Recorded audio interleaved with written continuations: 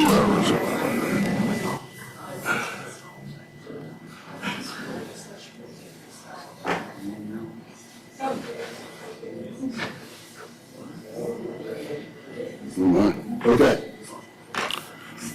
So we will call this emergency council meeting October 15, 2024 at 5:15 to order. Madam Clerk, can you call the roll, please? Councilmember Alcantara. Here. Councilmember Hudson. Here. Mayor Carrington. Here. Councilmember Anzalati. Here. Councilmember Best. Here. Deputy Mayor Tudor. Here. Councilmember Cooper. So I understand Councilman Cooper is on his way. What I'm going to suggest is that maybe we can rearrange and put audience participation first, and then kind of give him a chance to make it here. But I guess that's actually after the pledge. So, Councilman Alcantara, could you lead us in the pledge? I pledge allegiance to the flag of the United States of America and to the republic for which it stands, one nation, under God, indivisible, with liberty and justice for all.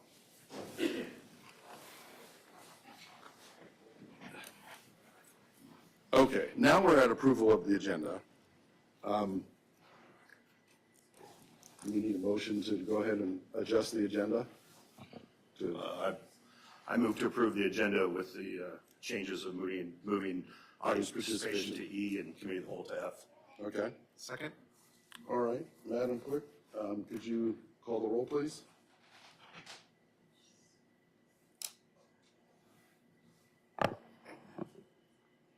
Deputy Mayor Tudor. Yes. Councilmember Best. Yes. Councilmember Anzalati. Yes. Mayor Carrington. Yes? Councilmember Hudson. Yes. Councilmember Alcantara. Yes. Okay.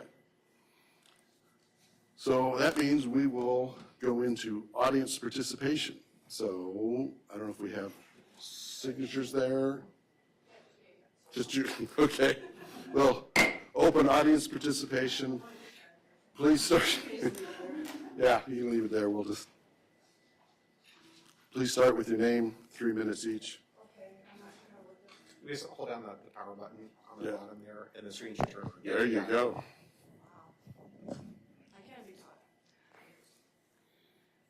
Good evening, Mayor and City Council members. My name is Jackie Goforth. And I want you to know I've had a lot of experience working in government, and I have 40 quarters of work outside of my government job that approved me for Social Security because I worked 3 jobs when I was younger. Very rarely slept. And there's 3 types of bosses. I can tell you, everybody lumps into these 3. Number 1 is the dictator, okay? It's his way or the highway, her way or the highway. Let's go for it. I'm sorry, would you mind moving the mic closer to your mouth? Sorry, thank you. Okay, the second one is the lackadaisical one. I was high-centered on my postal Jeep one time, and I called in and told him I needed help getting off, and he said, oh, okay, and an hour and a half later, the railroad guys pulled me off. And when I got back to the postal center, I told him, why didn't you come and help me? He said, oh, that's right, you were, okay.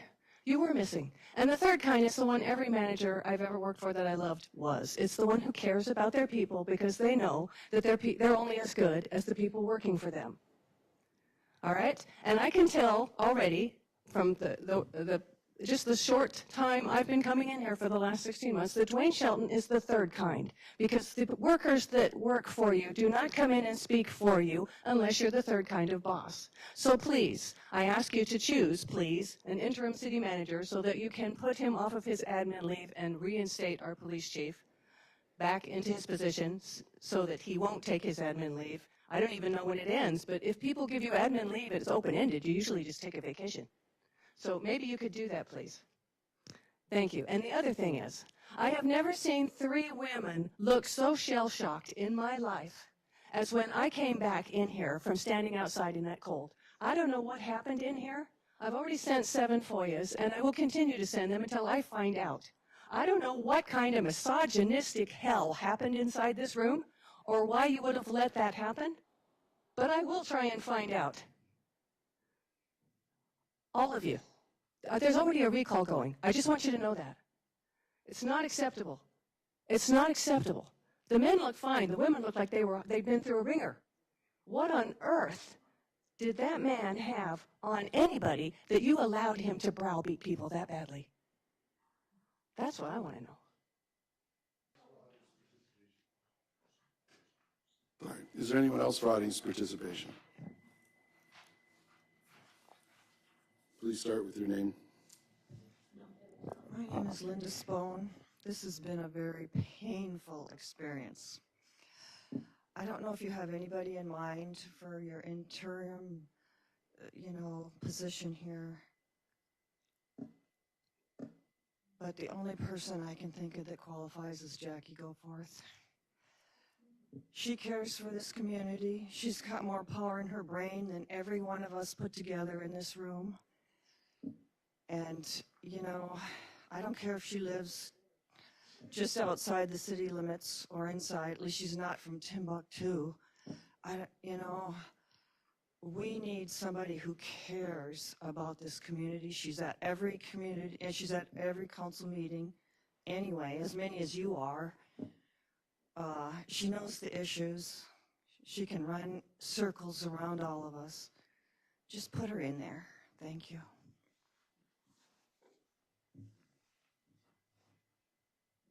Is there anyone else for audience participation?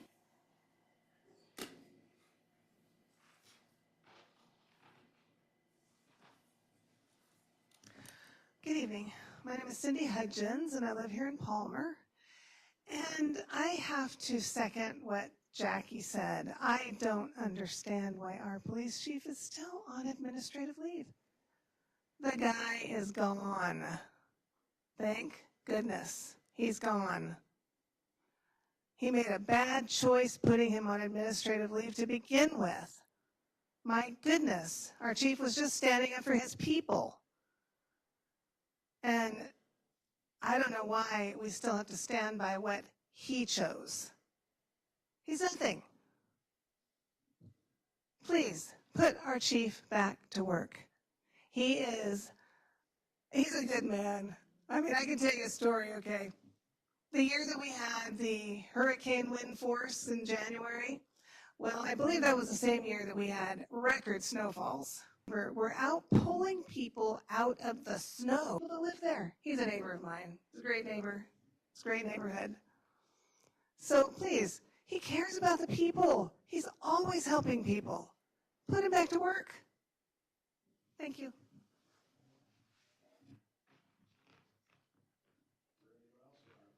Anyone else for audience participation?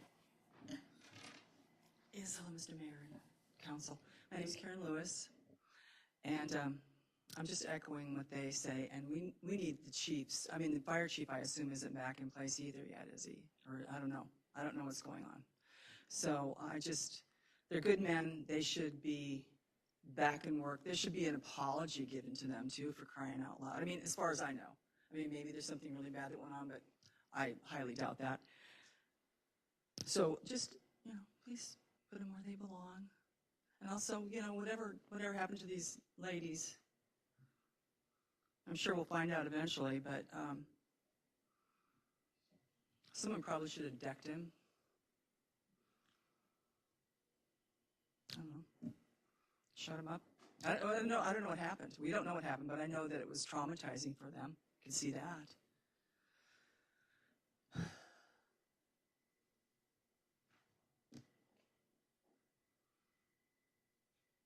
So anyway, please put our chiefs back. And the dispatchers too, the people that got removed from their positions, those poor people went through hell. I mean, you guys know this more clearly than we do. You know all the details. So yeah, we just need to put, or you guys need to put, I think you're the entity that puts them back, right? And I'm sure you have your reasons for doing this, but please put them back as soon as possible, all right? So that they're not, I'm sure it's just a whole lot of negative going on in their heads. It's got to be embarrassing for one thing because nobody knows what's going on. And it's just not right that the chief should be embarrassed or feel bad or negative feelings. These are guys that protect us. So let's put them back in their place so they can protect us, huh? I mean, I'm sure the stand-ins are good too, but the chiefs are the chiefs, and they're the chief for a reason. So, yeah, okay. Thank you. Anyone else for audience participation?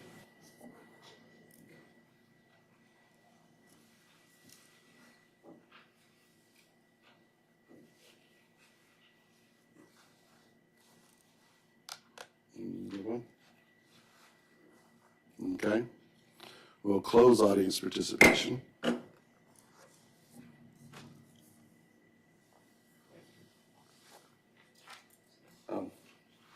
And how about we take a 5-minute break? Last chance for Cooper to make it.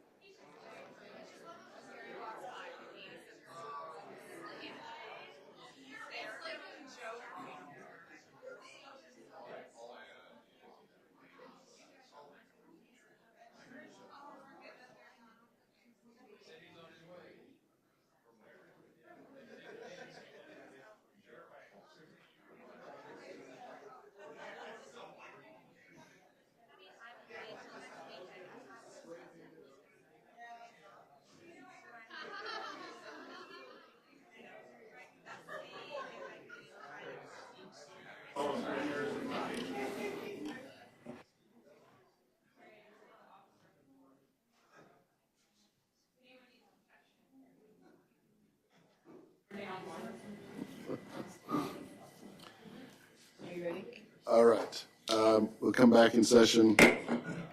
Mr. Cooper, what we did is did audience participation first, and so we're getting ready to go into the committee of the whole. So we have a motion. Mr. Mayor, I move that we move, oh, I'm sorry. Did I cut off? I saw, okay.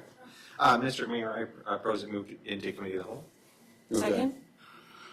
For the city council appointment of an interim manager. All right, Madam Clerk, could you call the roll, please? Councilmember Best, Yes. Councilmember Anzalati, Yes. Mayor Carrington, Yes. Councilmember Alcantra, Yes. Councilmember Hudson, Yes. Councilmember Cooper, Yes. Deputy Mayor Tudor. Yes. Unanimous. Okay. So committee of the whole, I think this morning they sent, as kind of a reminder, the Kim Zimmerman's resume from this summer. And I guess what I was going to suggest is approaching him. I'd heard his name come up a couple times, and then someone mentioned that he's currently not working for a city. So that kind of made it intriguing that he could maybe work sooner rather than later. So my suggestion was to, if the council would approve, well, two things. One would be doing a background check. I think we haven't done a background check on him that I know of from before, and then negotiate for as interim manager. So that would be what I'd be asking council if that's what they want to do. Councilman Best? Oh, sorry. Oh, sorry. I might be under the wrong name on here. Councilwoman Anzalati. Thank you, Mr. Mayor. My input would just be that, from what I've been hearing from the community, is that they would rather have someone close to home, someone that knows our town, someone that at least has an idea of what our community just went through, to where they kind of know, I guess for lack of a better word, the vibe that is taking place right now, and that they can just be a calming local presence, someone who knows our community well. And I noticed that John DiMenti's resume was sent in for the possibility of being an interim manager, and I would say that's probably where my vote lies right now.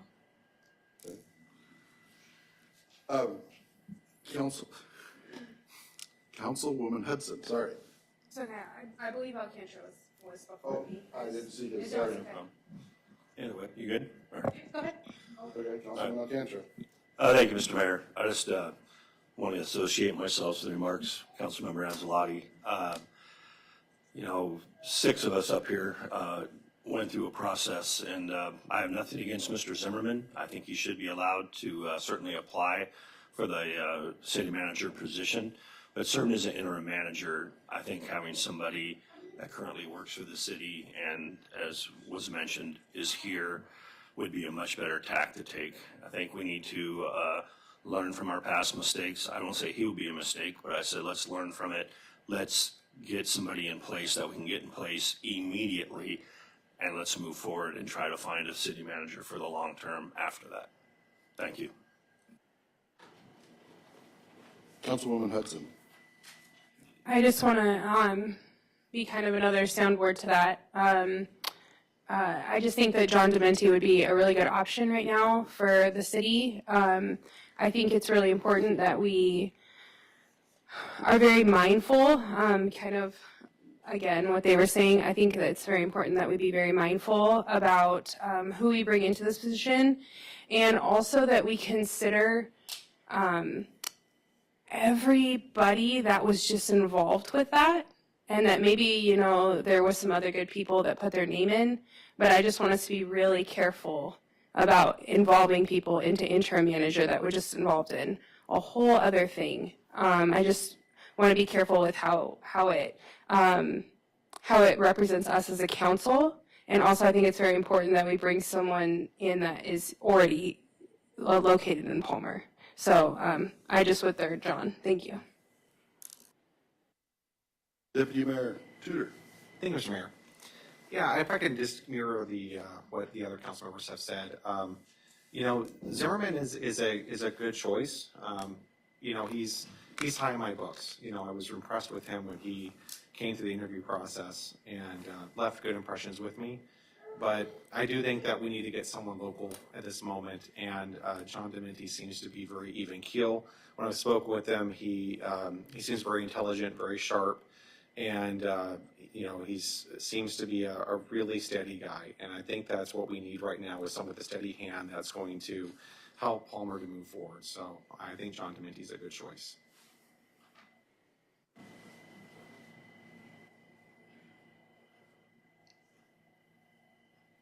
All right. If we're looking at that, then I would also ask if we want to, this is, I think, the posting that we did this summer for the city manager position. So I'm kind of assuming that would be a council action to put that forward, or to direct, if we have an interim manager, to post that.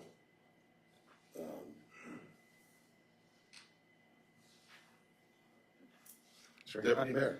Thank you, Mr. Mayor. Just to confirm, this is for the posting for the permanent position that we would be posting Right. as soon as possible. Okay, Right. thank you.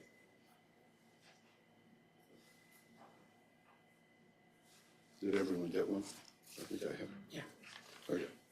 I only had one left, so I thought I counted right, so. Oh.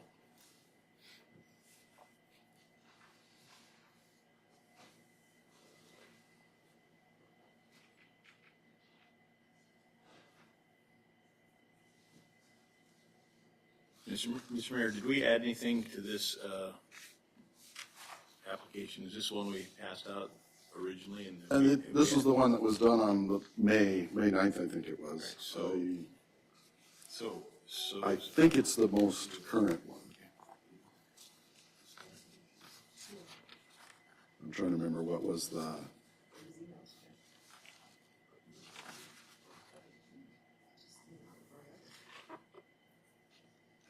Mr. Mayor, Yes, so Councilwoman, so this is what you're wanting to post after we vote on interim city manager. This is what you're wanting to post as the job description online, or? Right, for it to be open, the process usually takes a few months, so. Okay, thank you. So this would be for the regular position.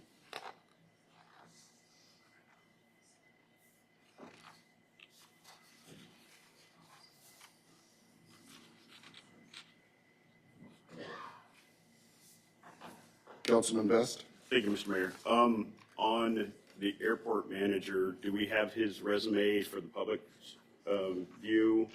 Because that'd be part of the process as well, for us to have do we have copies of that for the public? I don't think so. I was thinking about, yeah, only got 15 minutes. Yeah. I have a little heartburn with the interim manager the information that has gone public before on their professional life has been public. The current airport manager isn't a director right now. What I'm a little worried about is twofold. One, the public hasn't been informed about his credentials in that respect, because he's more of an internal employee. And secondly, that we have a sticky wicket right now. We have a lot of questions that need to be answered, and what I'm afraid of is somebody that is within the organization having to defend or support or take action against other individuals potentially that might be employees, or to handle the day-to-day business. I have a little bit of consternation with that. I don't want to put them in an uncomfortable position to have to discipline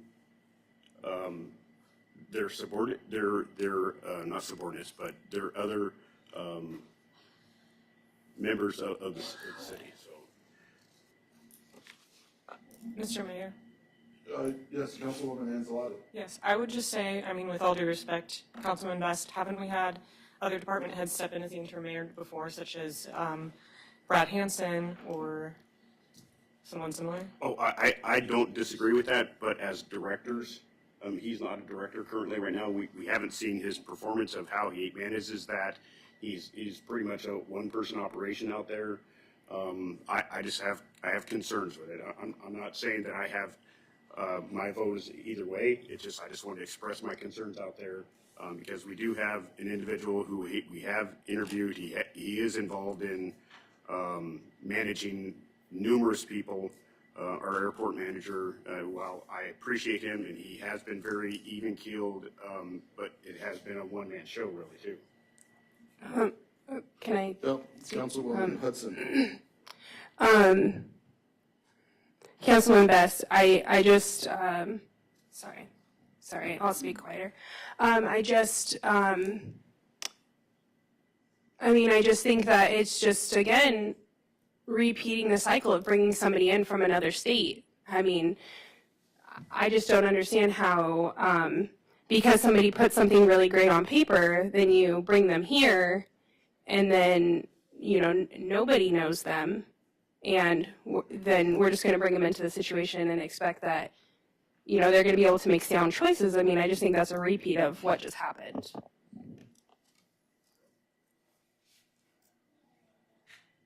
Councilman Cooper. Thank you, Mayor. Just for a little bit of edification, I know that you weren't involved, but we did interview Mr. Zimmerman twice, once in person and once on the phone. And he's actually has lived in Alaska for 10 years.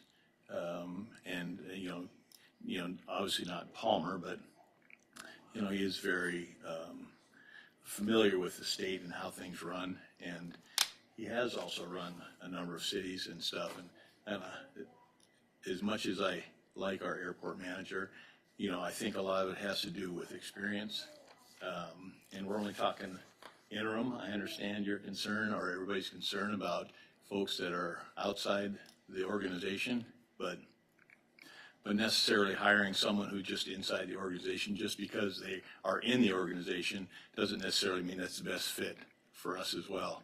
We're looking at someone who, for pick a number, 3-4 months. I think we need someone, because we have issues that we're dealing with, we need someone who's dealt with those issues and can deal with them right away. So that's my concerns. It just really seems that, Councilwoman Hudson. it just seems like everybody likes to continue bringing in people outside of Palmer, Alaska, to make decisions regarding the city, and it just seems like, again, it's just repeating the mistake over again. Deputy Mayor. Thank you, Mr. Mayor.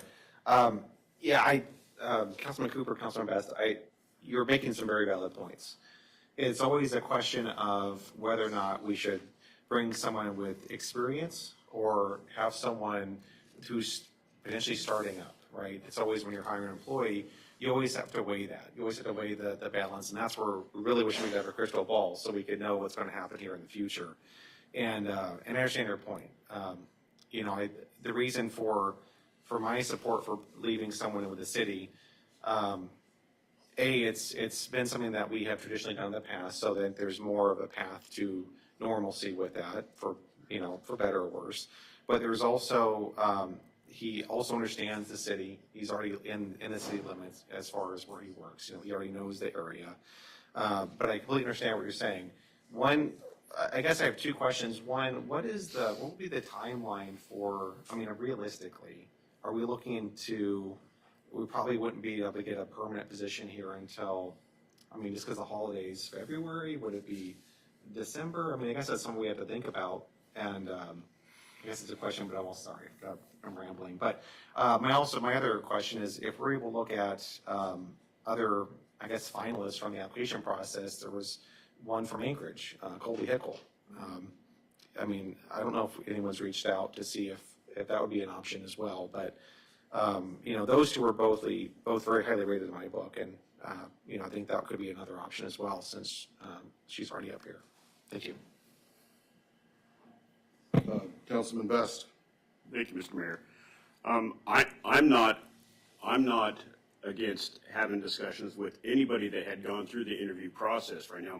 My concern right now, like I said, is that we have an individual who is a very nice man, who is doing a very good job with inside the city, and let's project 6 months down the road, and he's back into that position. I want to make sure that we're not setting ourselves up for animosity to have been built up with that employee. And so I want to make sure that because we are in a little bit of a sticky wicket here, that we are not muddling things up, because we don't have all the answers yet. We need to have some investigations into this stuff.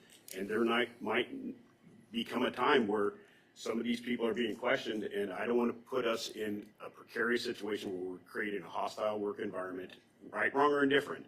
But I would feel much better if we had somebody that had managerial experience, who has gone through the vetting process when we were originally going through, that can come in and from really having outside view of things. I want somebody to come in and not have animosity or favoritisms, whether they're perceived or actual. I want somebody to come in and be very clean about this whole situation, because I think that is what is going to bring calm back to our employees or the local to that. Mr. Deputy Mayor, I would be willing to let the mayor negotiate with any of the candidates that we see, as viable for that, before we go down the path of hiring somebody. When we had situations where we had directors running the city, I get that. But this isn't a director. This isn't somebody that has been managing people within the city, and that's my concern.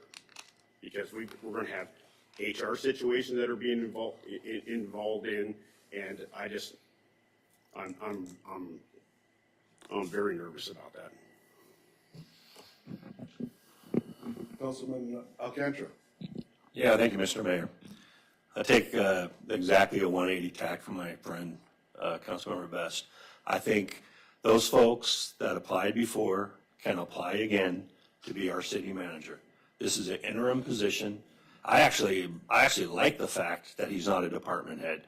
I actually like the fact that he's further down the list, but has the right people power and the right kind of attitude to do the job well. And if people had his resume, they would see that he has strategic planning and execution, team leadership and training, business operations management. So while he may be just working at an airport now, besides being a helicopter pilot and being cool, calm, and collected, he has a bunch of relevant experience that will serve us well for 90 days, 120 days, 180 days if it takes that long. It shouldn't, but I think the people who were vetted can apply again a third time if they want, and we will go through that process. But I think we need a person that's going to start at 8 a.m. tomorrow, and I think the only way we get to that person is taking a cool, calm, collected helicopter pilot, putting him in that role, and seeing where he takes us to. I'm confident that he'll land us smoothly, and that'll take us to the right place. So I would much rather see the mayor and the deputy mayor negotiate with John Diamante than anybody else that we would talk about tonight. Thank you. Mr. Mayor.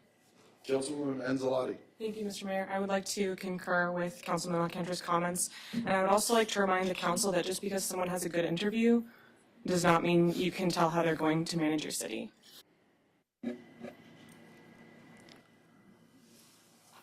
Okay, we're kind of running low on time here. My understanding of when we do an interim manager from within, within our employees, I think the code says that you boost their pay by 10%. I think the practice has actually been 15% in the last couple of years. So as far as negotiating, I think that's kind of at least that would be kind of tradition. Mr. Mayor, would our city attorney know about that? Madam Attorney, do you have any background on that? I believe that what the mayor stated is correct. I think it has been traditionally 10%, and then but you've done 15%. I'm trying to remember. I think Gina was offered 10 for that little bit, and then Mr. Hansen was 15, if I recall, but I don't have that off the top of my head, but I think that's the range.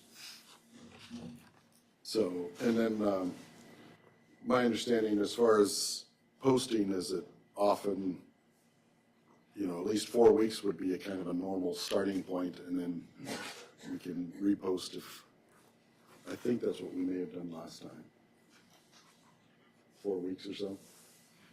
Okay, Councilman Best. So I'll just ask of council, is anybody that has expressed interest in you know, going with the airport manager, willing to go with one of the other candidates that we had, you know, or discussed with the other two? So my question is directly to the deputy mayor. Would he be interested in entertaining the idea of going with one of the other candidates? Yeah, sorry, Deputy Mayor. Oh, yeah, I mean, it makes sense to me that we would be able, you know, because we just went through this process twice, that it'd be good for us to use that as a jumping off point. And, you know, again, you know, I think that, you know, for example, Colby Hickle would be an excellent choice, but again, my only concern is the timetable that we have. I think that there's a lot of wisdom in what you're saying, that we need to be careful that we get someone with a lot of experience that's been vetted through the interview process. I think that, you know, for the public, they're a little concerned about what happened last time, to say the least. And that combined with, well, this is the fact that we all started with no experience at some point in our careers, or even up here at this dais.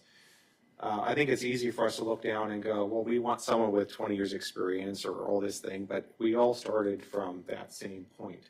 And sometimes someone just needs that jumping off to be able to shine and be able to do that. So, and I'm willing to take that risk with John Dementi from when I talked to him, from his resume. He's left a really good impression. You know, I'm not saying that the other members of the interview process weren't good. That's not what I'm saying. It's just that I think that for the timetable, I think that he's going to be able to provide what we need in an interim position until we can find someone permanent.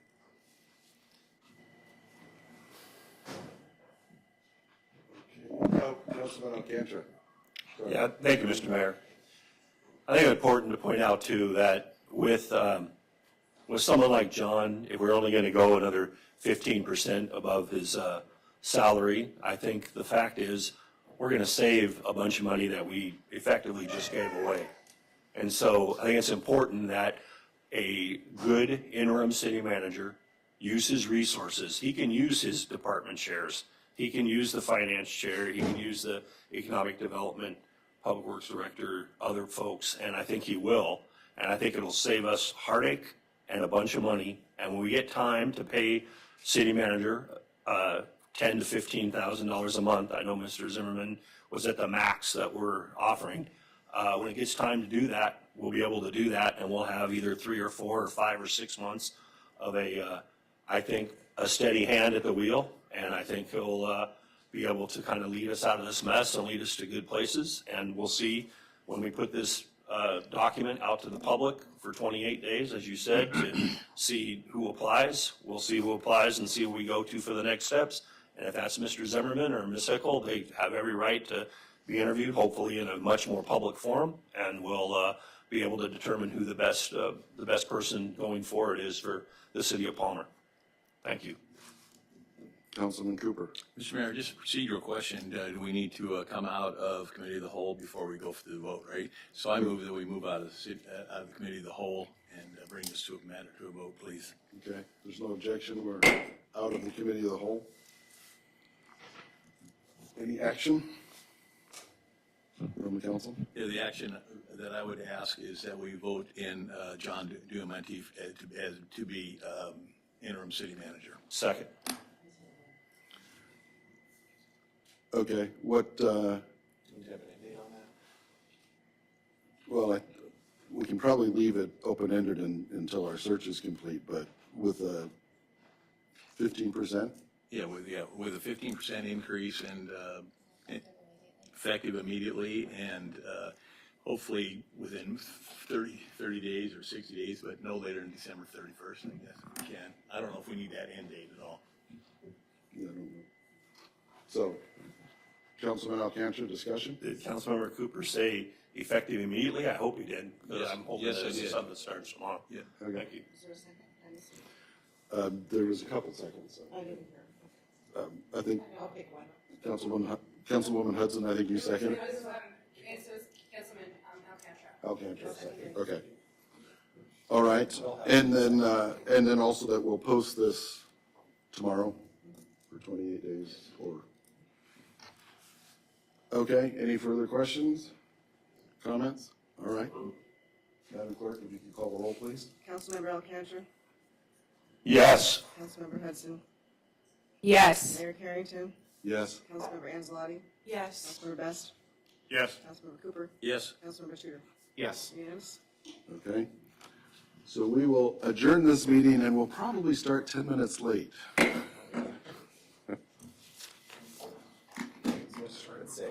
Yeah, 6.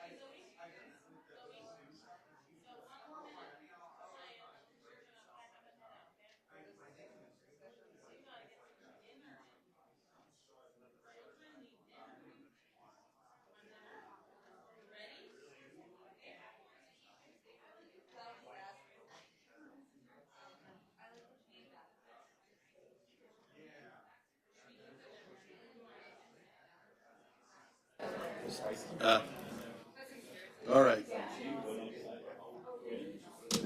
Okay. Oh, wait, where's my book? This is the book I need. Although it shouldn't be hard to get to where we need to go, right? Okay. All right, we've got most everyone here.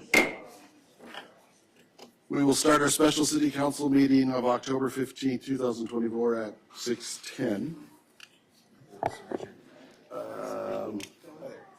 Here he comes. A reminder, actually I heard my phone ringing, please silence your cell phones. And Madam Clerk, can you call the roll, please? Mayor Carrington, Here. Councilmember Hudson, Here. Councilmember Alcantra, Here. Deputy Mayor Tudor, Here? Councilmember Cooper, Here. Councilmember Best, Here. Councilmember Anzalotti. Here. Unanimous, all here. All right. And if everyone could stand, Deputy Mayor, could you lead us in the pledge? Sir.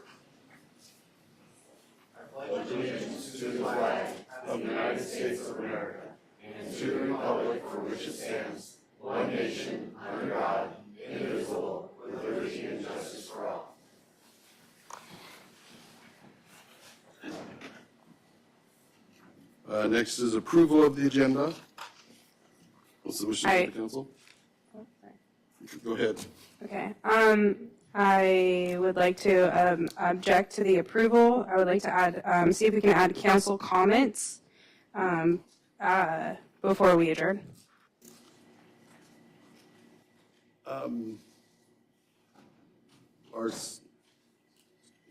Special meetings are set up for special things, and this is our presentation of the budget, so I guess I would say that is out of order. We will have council comments at our regular meeting next week on Tuesday, the 22nd.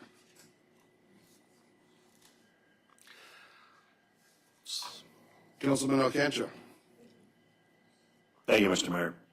So I guess what you're suggesting is if we have anything to add about any particular topic, we would just kind of insert it wherever. I mean, I don't understand the issue of not having council comments. I mean, seems like it takes a minute a person, and doesn't seem like that drastic of an add-on, whether it's a special agenda or not. Let's just say I'm recommitted to having shorter meetings, and so I'll just keep it at that.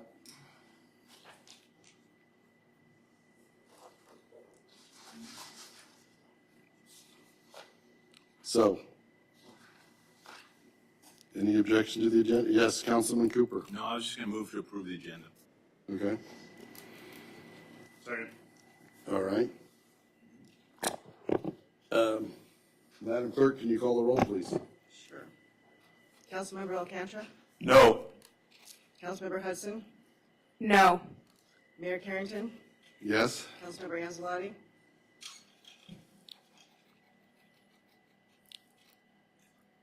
No. Councilmember Best, Yes. Councilmember Cooper, Yes. Councilmember Tudor. Yes. Okay. Passes. All right, so we have new business, Committee of the Whole presentation of 2025 budget. Note, action may be taken by the council following the Committee of the Whole. We have a motion to go into Committee of the Whole. So moved. Second? Okay, moved and seconded. And this is for the two parts, part two, the audit and City of Palmer 2025 budget. Madam Clerk, could you call the roll, please?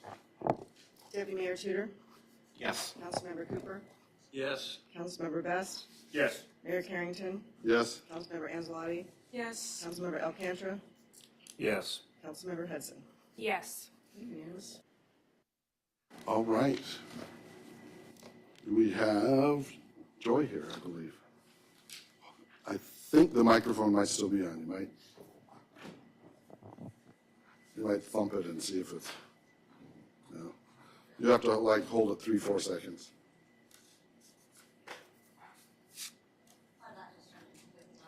Oh, that's also happens. Okay, I think that's working now. Hi, everyone.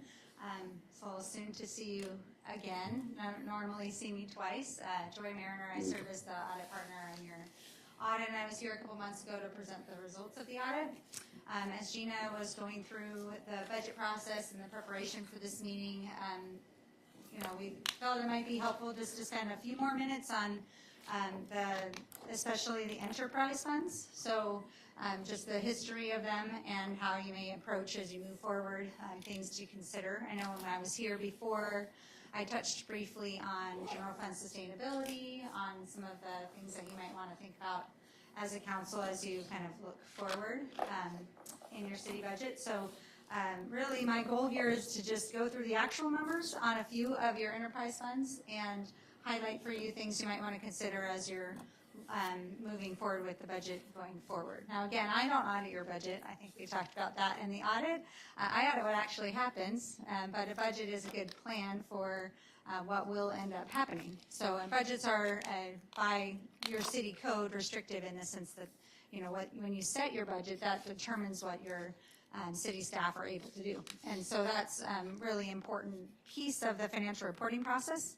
And your auditor, as our team, we do look at your internal controls, the budget. Today's meeting, we read this meeting minute actually. We read the minutes from today because it's such an important part of the financial reporting package that ends up happening. So they should have these in their packets, is that right? So you have a shortened version. It starts with the water and sewer fund, and it should look something like this, enterprise funds. And the water sewer funds first. So a couple of things to highlight on that. And I'm going to start off by looking at the balance sheet. We call it the statement of net position. I don't know if you can see that. It should say page 122 at the very bottom. So we kind of talked about this in August a little bit. So balance sheet's just showing you what you owned and what you owe to others and then what's left over. So the number we really look at on there is what's left over. So the equity, is everybody following along? Do you have? I don't know. You're looking. Oh, I think it's just on the. It's in the agenda packet. It's on the agenda packet. Yeah, hold on. I'll give you a chance to find it and pull it up. Page 6 of 27 and page 122. Oh. Is there one any over there? Yes. And it says 122 on mine. I'm just old enough I would have printed out. 122.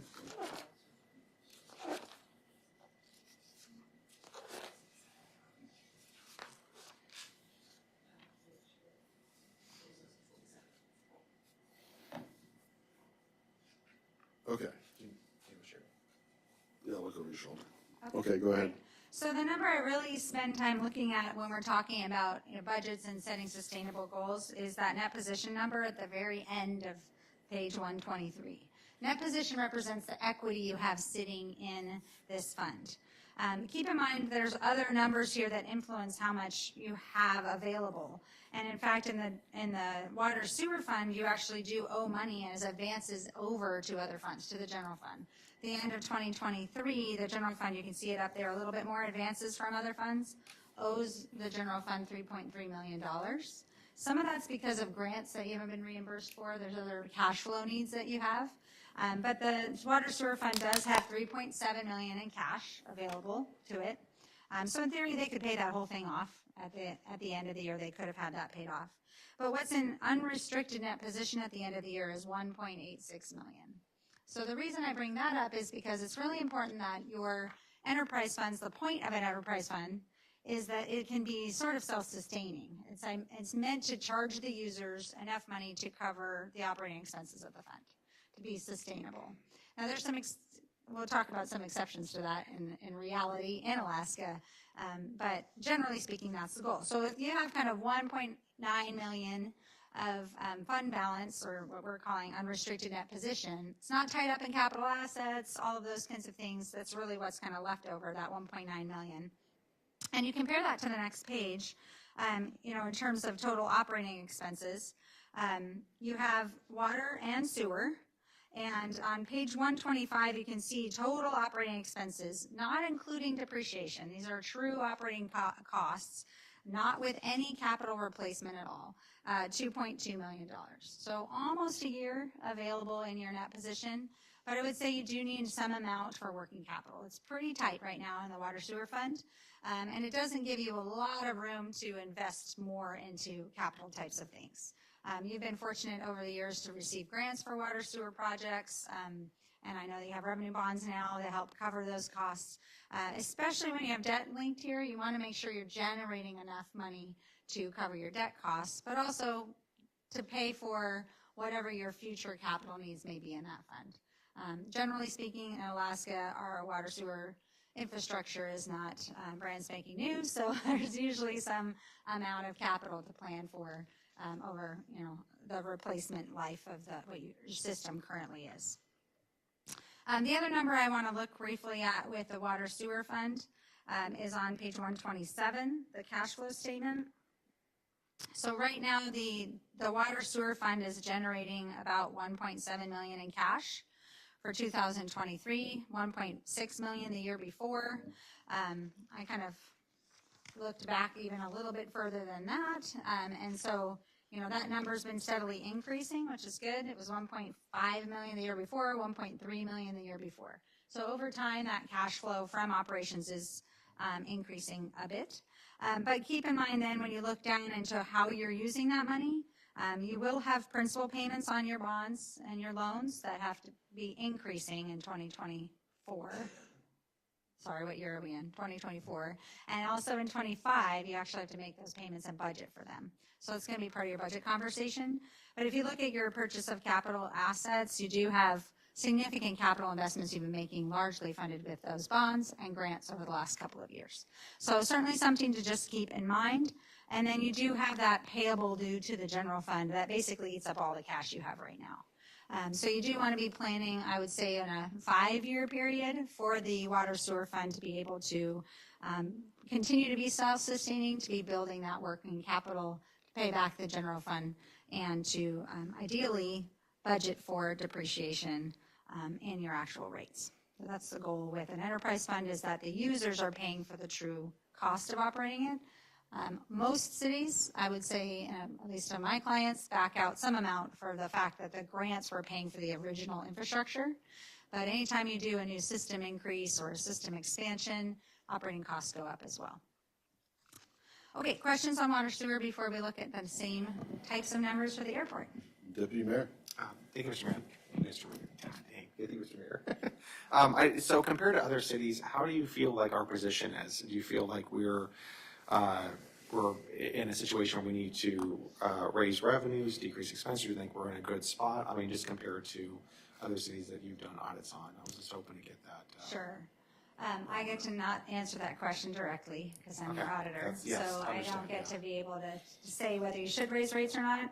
I will say that I have some cities that are subsidizing their enterprise funds pretty significantly, and I think that there's some different structures in the revenue streams for cities across the state. Some cities that have huge amounts of, say, fishing revenues where they have the ability to fund that to subsidize, the costs of these systems.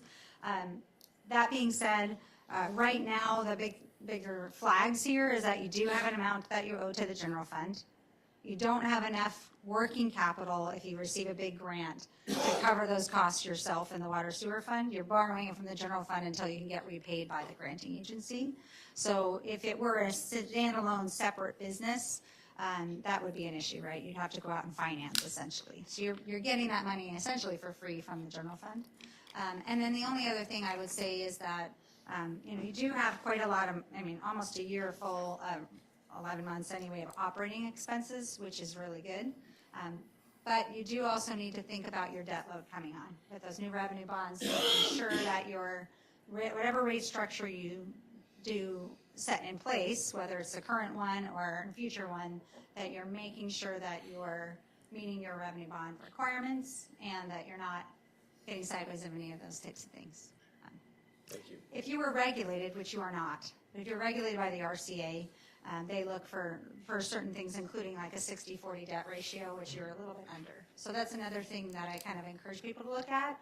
What's your debt to equity ratios, and are you upside down on that? If you were to be regulated, would you meet the parameters that the regulatory commissions would be looking at? Thank you. Mm-hmm. Oh, Councilman Alcantara. That's all right. I know I'm disappearing over here in this far corner. Joy, thank you very much for your presentation. I know I've been sat through a lot of audits in my past history in City of Seward, City of Soldotna, and other places, and I know oftentimes you're not allowed to be too rosy about situations or what the future entails. I go to the bottom of page 127 and say, wow, a net increase of $837,000 to bring us from 2.871 to 3.708 million, increase of about almost 30% in net increase in cash, bodes well for things that we have to pay. And I guess there's been a lot of consternation and talk about doom and gloom in the city of Palmer, and I don't buy it after being on this council for 2.5 years. And I don't think you're painting that doom and gloom picture. I just want to point out positives along the way as well, and I view that almost 30% increase in cash and investments as a real positive. Yeah, thank you for your comment. I would point especially, though, to that operating cash flow from the cash flow from operations and how it's being used, because that 800,000 can fluctuate depending on the balance in that due to the general fund. So 500,000, 580 of that increase was just really a book entry to move cash to this fund and out of the general fund. So you still owe that. It was an increase in what you owe to the general fund. So it wasn't cash experiencing. To your point, it's really important to look at this as a whole for the city. It's hard to look at one bucket sometimes because of that. From an accounting perspective, Gina's got to move money in order to get the grant report submitted. She's got a cash management process that is more complex than I'm painting. But definitely look at that cash flow from operations, and you are generating cash from operations, which you absolutely have to if you want to invest in your system and you want to pay your bonds off. And your loans. So that's the real number that I look at that, and then I look at purchase of capital assets and principal and interest payments on your debt. Because that's going to really tell you, okay, well, if you've invested nothing else, your 1.7 million has to be able to cover your debt payments at a minimum, right? You put nothing else in your system, but you still got to pay the debt off. So definitely making that with the bond payments will start coming due in 2024, or maybe they already have started coming due in 2024. Our debt payments are $311,000. Yeah, but that was prior to the debt payments on the bonds because they weren't paid. You didn't make payments on them until 2024, I believe. Yeah. Mm-hmm. I wish I had those numbers, but I haven't audited 24 yet. Councilman Cooper. Thank you, Mayor. And maybe this is an irrelevant question, but we have this fund balance, excess fund balance. We owe from this fund to the general fund $2 million or so. Do we have a scheduled repayment for that, or is it just, where does this excess money reside, and why do we keep giving money from the general fund to the water sewer fund and not being repaying, or maybe we are repaying? That's a question that would be worth asking Gina when you get to that portion of your day. Part two of tonight. Okay. But I think right at the end of 2023, it was 3.3 million, and you had 3.7 million in cash. There is a kind of an advanced process that is approved for matching grant funds or those kinds of things. But I'll let Gina talk about how or when that money would get repaid. Thank you. Shall we look at the airport? Okay, so I'm going to try to make these ones a little bit quicker now that we've kind of established what we're looking at. The airport's a little easier because it's also the weirdest one. Total unrestricted net position in the airport is 420,000 at the end of 2023. Actually, it's positive. We're very excited about this, Gina and I, because it's been years since it's been positive. First year in 5 years that I actually don't even know what the numbers were back then, but the last 3 years prior to that, it was a negative number. So airports come a long way over the last year. And the total advance to other funds is high, 1.7 million, but that's only because the grant reimbursement receivable is at 2.2 million. So that's not really a concern of mine. As soon as the granting agency pays you, then you reimburse the general fund. It's kind of a short-term advance. So then you're kind of looking at that $420,000, and you look at those same numbers, operating expenses for the year of $447,000 before depreciation on the airport. So same thing, you're looking at about 11 months of expenses available in your net position. This is very encouraging. Also, the airport is really, I don't think there's an airport in the state of Alaska that's designed to generate enough money to cover depreciation. The amount of FAA investments in your airports is astounding to me over the last few years. And so the total amount of cash coming in the door for capital right now is very skewed. The number that I will point out, though, is on page 133. Net cash flows for operations has been negative the last 2 years, and I believe negative before that. No, positive before that. My apologies. That's going to be very important for you to look at when you're looking at your budget. Are we generating enough in our user fees to cover at least our regular operating costs?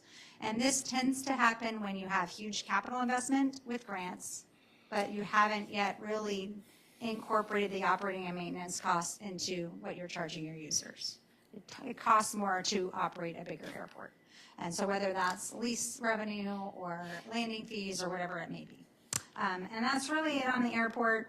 The $1 million of depreciation will continue to increase. So your capital plan for the airport right now is FAA. And just keep in mind you will need to be budgeting for operating costs, especially repair and maintenance as those tarmacs and aprons age. So questions on the airport, or do you want me to keep going through the one Councilman other? Cooper. Just a quick question. Yeah. The money that we receive from the, let me back up, we pay out money prior to us necessarily receiving it from the feds. Correct. So is that included in here, some of the debt that we owe, is that prior to getting the federal monies back, or? Excellent question. So that advance from other funds right now, the reason that increased is because the grant receivable on the previous page also increased. Federal government owes you $2.2 million at the end of 23. They only owed you $185,000 the year before. So that number really isn't a longer term advance. Right. That's just a short term cash flow. Thank you. Yep.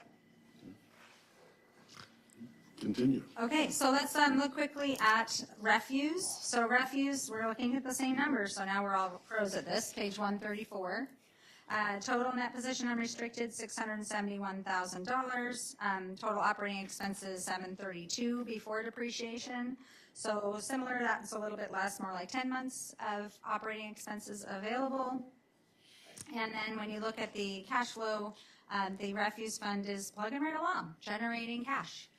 That is being used to do lots of different things, including purchase capital. So I would say just at a very high level, the refuse fund seems to be operating consistently and generating enough cash to cover operations right now. I think if you wanted to make any significant capital investment in refuse, you would need to think about the impact to potential rates for that. So for example, if you did some sort of huge new garbage truck investment, you would also need to build in costs for operating and maintenance and possibly paying debt if you paid for it with debt. So something to just think about as you move forward. And then the golf course, which I love your golf course, mostly to look at it. I have a friend with a porch that looks at it. I'm not the hugest golfer, but it's fun to watch people try. Total operating expenses there, $568. Total amount in unrestricted. So the golf course is in a deficit position, $221,000 in the hole, but they have been generating cash from their operations the last few years. So that's something to just keep in mind with the golf course. The golf course has been generating cash flow from operations, doing well. But when you're in a deficit position and, they've been chopping, kind of eating away at that advance to the general fund. The advance to the general fund, $161,000, that's going down every year for the last 4 years. We looked at it. So the golf course is almost fully kind of squared up with the general fund.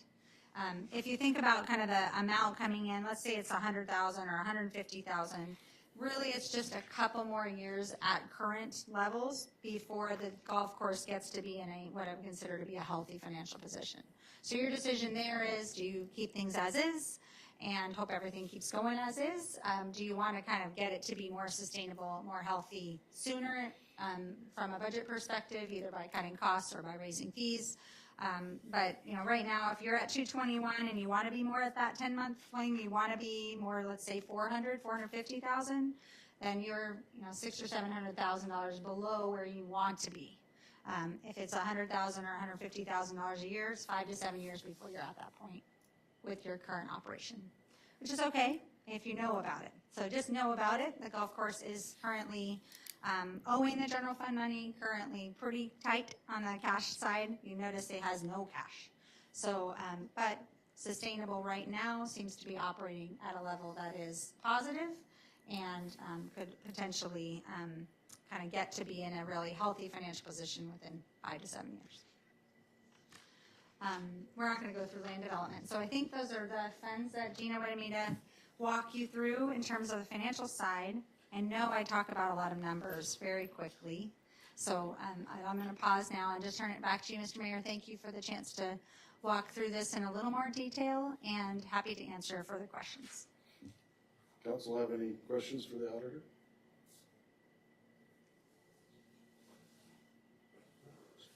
Okay. Well, thank you very much, Joy. Thank you. Have a great evening. Thanks. Gina.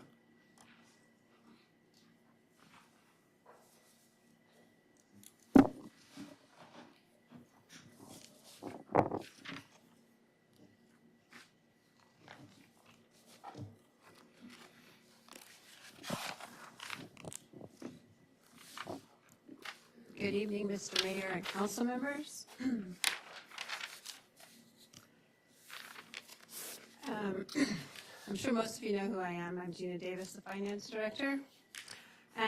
October 8th was the start of my 15th year with the City of Palmer. I've been 7 years as the Controller and 7 years as the Finance Director. And this is my 13th City of Palmer proposed budget that I have taken part of under the direction of the City Manager, including producing this version being presented this evening. Palmer's budget is a bit of a puzzle. Per Palmer Charter, Section 6.2, a balanced budget must be presented to Council where the projected expenditures do not exceed projected revenues. For Palmer Municipal Code 2.10.030, the proposed budget must be prepared and submitted to Council on or before October 15th. For Palmer Municipal Code 3.25.030, an annual transfer of 10% of the anticipated reserve shall be transferred to capital projects. 10% of the unassigned general fund balance will be transferred to capital projects during the budget process. Some past practices.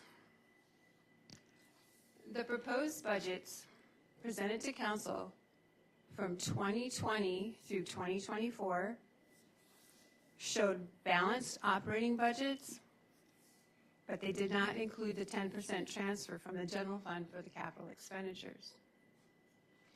Meaning the City Manager could not produce a balanced budget if the 10% transfer of general funds unassigned fund balance was included in the proposed budget. The workaround for this shortfall was to present a list of capital projects during the budget amendments and have Council approve the capital expenditures. This made the budgeted operating expenses for the general fund for that year exceed the revenues. This was the case for 2020 through 2024 budgets. The results. The results for over-budgeting expenditures due to capital in 2020 through 2024 were varied. First of all, in 2020 and 2021, there was COVID, and that had a definite impact on the city's expenditures for that year. Things weren't normal. The city also received CARES funds, and the city was able to offset public safety wages with CARES funds. And those benefits resulted in the general fund expenditures being less than revenues, adding to the general fund reserve. In 2022, the city received funds for its share of funds related to the departure from the A. Hewitt Health Insurance Trust, the city's former health insurance that the city departed from in April of 2020. Those funds can only be used for future health insurance premiums in 2022, thus reducing the city's general fund expenditures and setting additional funds to the general fund reserve. In 2023, at year-end 2023, the city added an additional $25,000 to the general fund reserve for revenue over expenditures. That's kind of how the city of Palmer has gotten to have close to $9 million in its unassigned general fund reserve. Currently, through September 24, the city expenditures are above revenues by roughly just under $1 million. That being said, the city's sales tax revenues are usually higher the second half of the year.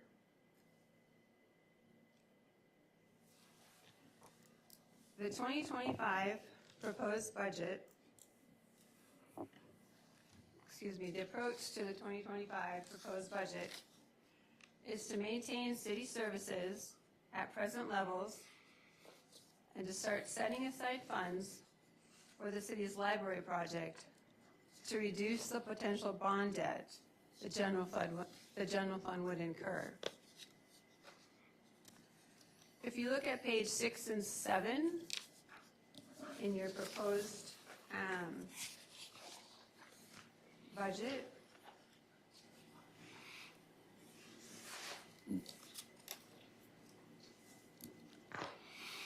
you will see a bond debt schedule.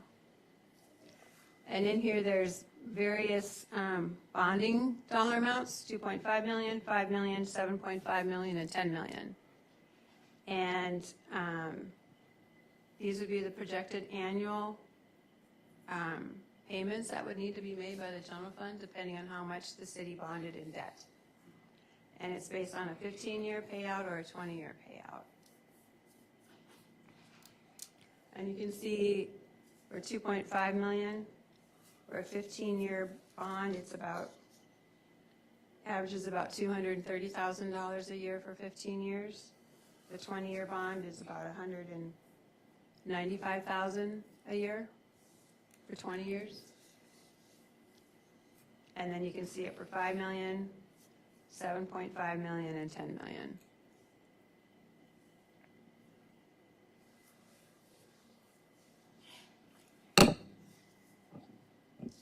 Sorry.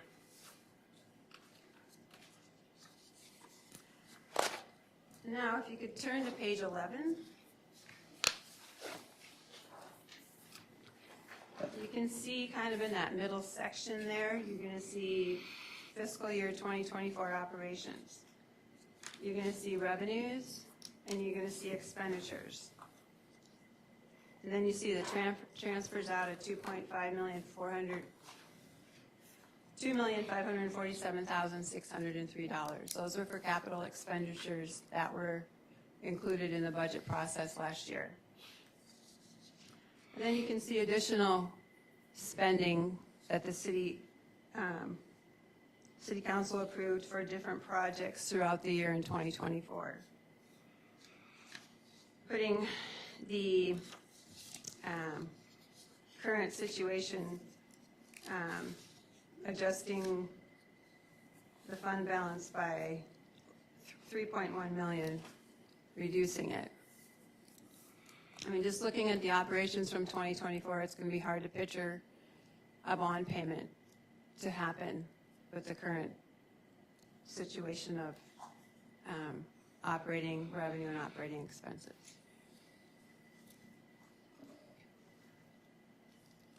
So in the 2025 budget, unlike 2020 to 2024, when capital was not included in the proposed budget,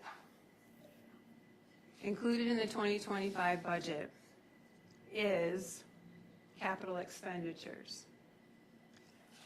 Currently, if you can see on page 11, as of year-end 2024, the estimated unassigned fund balance for the general fund is $6,633,555.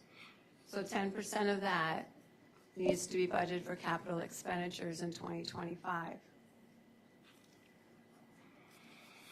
In this budget, currently $225,000 is budgeted for capital expenditures. An additional $438,355 is needed for additional funding for capital to meet that requirement. The general fund revenue over expenditures is currently $1,377,474 in this proposed budget.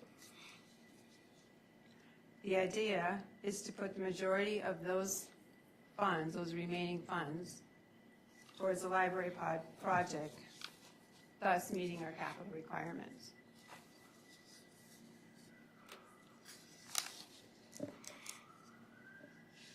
What's not included in this 2025 proposed budget are capital requests by departments within the general fund. They were asked to put those on hold for 2025 so the focus could be on the library project and reducing the amount of debt the city would have to bond for this project. The idea was for the city manager to review the capital needs, and if needed, those additional capital projects could be added throughout the year in 2025 as necessary. In this budget, the communication center dispatch is budgeted with 1 supervisor and 3 full-time employees and part-time salaries, which is our current situation.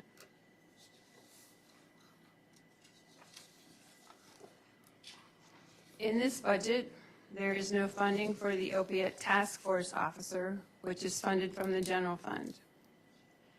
The opiate task force officer was originally funded in 2018 and 2019 and 2020 from Matsu Borough funds and the Matsu Health Foundation, with a portion of the overtime being funded by the DEA. In 2021, only the Matsu Borough funded the $75,000 to the opiate task force officer, and DEA funded a portion of the overtime. The rest of it was funded by the general fund.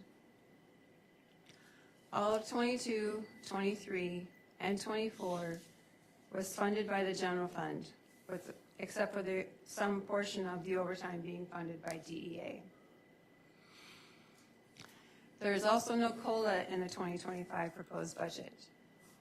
The idea behind this was for the city manager to review the classification study from 2024 and make additional adjustments. General fund revenue shows a combined increase of $1,399,119.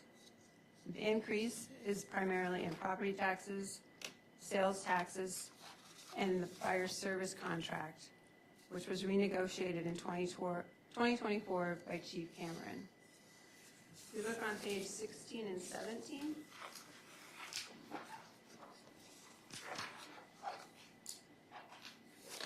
these are the general fund revenues. And you can see the increases and decreases on the far right-hand column.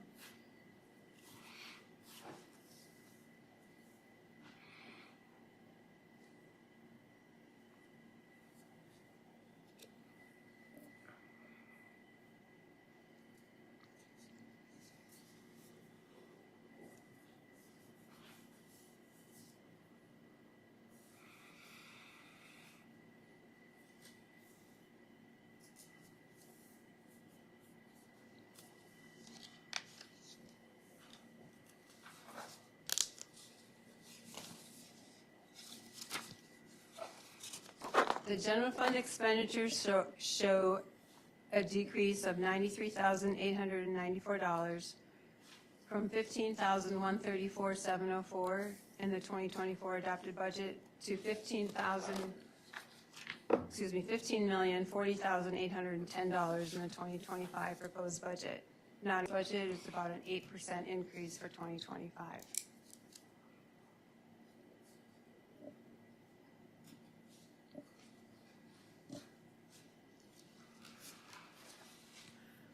On page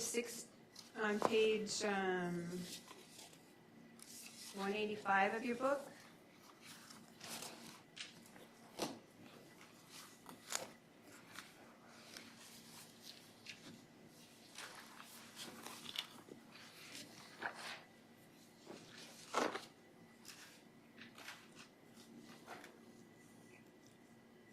this is a chart that shows the general fund payroll expenditures and the general fund non-payroll operating expenditures. You can see it's a pretty high percentage of the budget that goes towards payroll expenses. And this is not including 25 and the 25 proposed budget, the 2024 adopted budget. And then on the next page, 187, you'll see 2023 actual and 2022 actuals.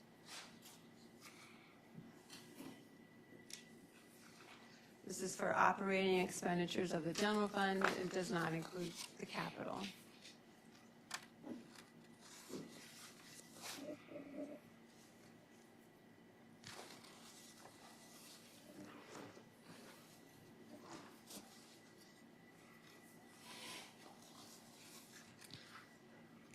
The water sewer fund on page 61.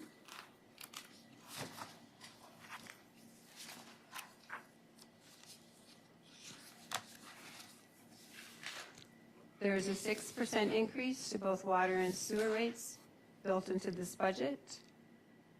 The idea is for the water and sewer fund to start paying back the general fund, the loan. And you can kind of see here with the items highlighted in yellow. The chart in the square, you can see that the general fund, or excuse me, the water sewer fund owes the general fund $2.7 million. And we're estimating paybacks of $550,000 a year for the next 5 years in order to get that paid off. And also still leave a little bit of capital for the water sewer fund as well.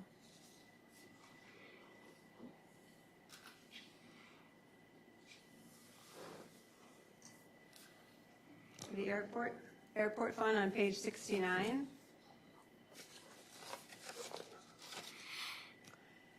There is an increase to tie downs by about 10%. And there is an increase to the lease lots. There's going to be an increase to those.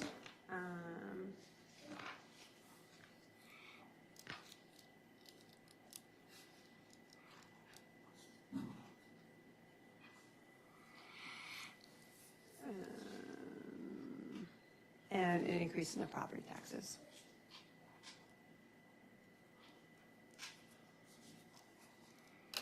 The solid waste fund has a 5% rate increase. This is due to the Matsu Borough landfill increasing their tipping fees for the year.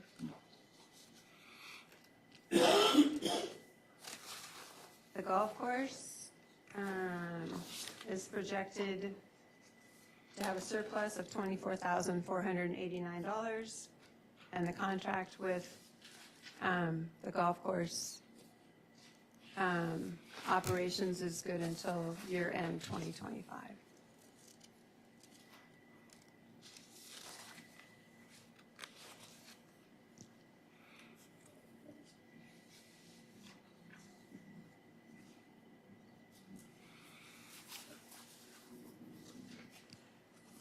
So that's just kind of a high-level overview of the 2025 budget as presented. So I think to Councilman Cooper's question earlier, there's a payment plan in place now. And if I remember right, we were dealing with our sewer difficulties in consent decree and all sorts of fun things, and so there was a need to get things fixed and working. Correct. And so there was a major shift of money over. Yes, both in 2017 and 2021, it was for the sewer projects that were going on at the wastewater treatment plant. Mr. Mayor? Yes, Councilman Cooper. Thank you. This might have been from last year. We have approximately $7 million that we've received from the feds, I guess, for the sewer water plant that we still have somewhere. I can't remember, do we have plans for that $7 million, $6.8 million? We have not received that yet, Mr. Cooper. It's kind of still in the works. But it's in the process. It's from the EPA. Mm-hmm. Okay, and then, it's been budgeted already, that we haven't expended? It has not, it hasn't been appropriated yet. Okay. No. It's not in hand yet. Right, in the mail. Councilman Alcantra? Yeah, thank you, Mr. Mayor. I want to touch briefly on, the federal government owes a lot of people a lot of money. That's why that's in the trillions of dollars owed. But my actual question is, on page 16 of the budget, you talked about real and personal property taxes, and the proposed budget number for 2025 is less than 2023 actuals. And I'm just kind of curious because obviously I haven't heard of any assessments going down, and if anything, we built, I believe, about 80 properties in Palmer last year. It seems like that number of 1.8 is a little bit low based on what actually came through the door in 2023. Would I be mistaken in that? No, I mean, it could possibly be higher. Correct, John. It could be. Just conservative budgeting. And one last comment. Go ahead, sir. Gina, your 15 years and 13 years presented the budget. I want to say with the most respect and admiration that we appreciate the work that you do. And I know it's not easy because, you do have to present the good, the bad, and the ugly of what's in there. But I also, so many times shine a light on the positive as much as looking at what's owed in the future in some point in time. So thank you. Councilwoman Hudson. So I guess I have a couple questions. Could you maybe give me a better understanding of how the library project is affecting our budget and the cuts that are being made? The library project, which is close to $15 million, if not a little more, is being funded. There's $5 million that we got from the state. We're hoping to get the insurance settlement money, and then some additional grants, hopefully. So depending on the remaining balance, the city is going to have to bond debt, and it comes out of the general fund payments. So they're for general obligation bonds, which is to be paid by the general fund. Okay, I guess because last time I was updated about the library project with the new addition that Stephen Jelly approved, we were up another 2.5 million, so we were at about 20 million with that. So I'm just wondering how that fits in with how the budget is presented. So we haven't bonded debt yet. So the idea was to start setting funds aside from the general fund revenue that came in over expenditures, and it would be moved over to a capital projects fund, and we would just kind of build that war chest up. And our meeting next week on the 22nd, we've got communications appearance with Gary Wolf. So we can get some more details. Deputy Mayor. So, Mr. Mayor, so if we have to go back, since community development is being pulled from the airport to go into the new library, to add the 2,800 square feet to the new library, I'm just confused about how we're going to be able to add that in on this budget that we're looking at, but we're going to be cutting out like dispatch and things like that. Like our dispatch center is going to be able to run on 3 instead of 6 dispatch, but we're going to be adding 2,800 square feet to our library. Well, my understanding is the previous manager was working on changes on that, and that's why I'm wanting Gary Wolf to come and talk to us about it. And because I think the council had approved 15 million. Right. Exactly. Yeah, they're just under the they're just under the impression that that was approved by council through Stephen Jelly. So maybe that must have been you, but I'm sorry. I guess we'll just see what they have to say at the next meeting. Okay. Councilman, Deputy Mayor. Thank you, Mr. Mayor. Yeah, thank you for giving us, some of this news is not great. I appreciate you being so candid with us. I remember talking with you when the library project's coming up, and that was my concern. I was going, okay, what can we do as far as paying this back?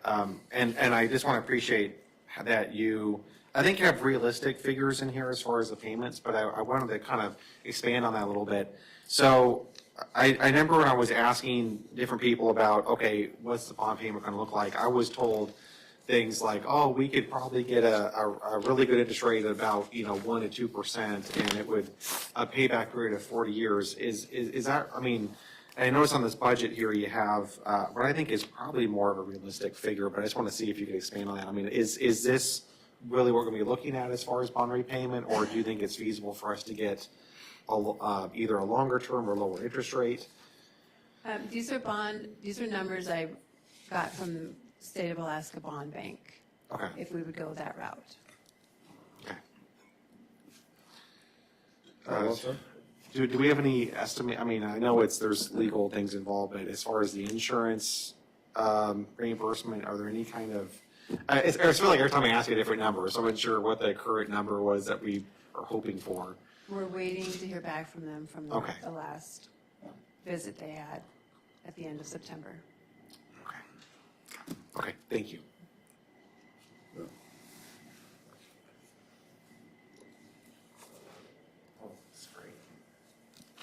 Go ahead, Sorry, Deputy Mayor. And I just want to go back to the police budget. Did you say that was currently budgeted for 3 employees, or was it budgeted for 6 in this current budget? So the current budget for dispatch is for 3 full-time employees and 1 full-time supervisor. Okay, and I believe we normally have 6. Is that correct? There's usually 7. 7? Okay. 6 full-time operators, or 6 full-time employees and 1 supervisor. Okay. So there's usually a total of 7.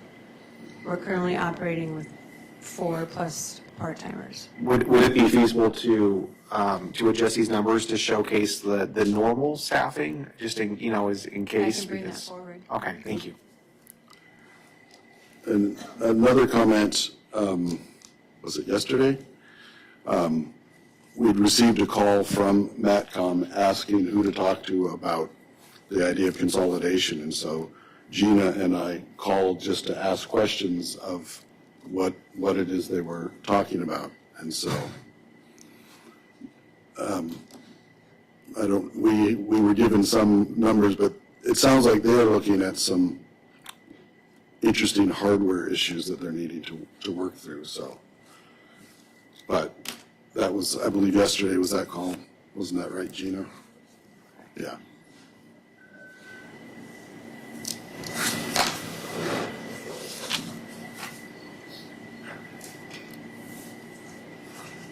Deputy Mayor. One last question.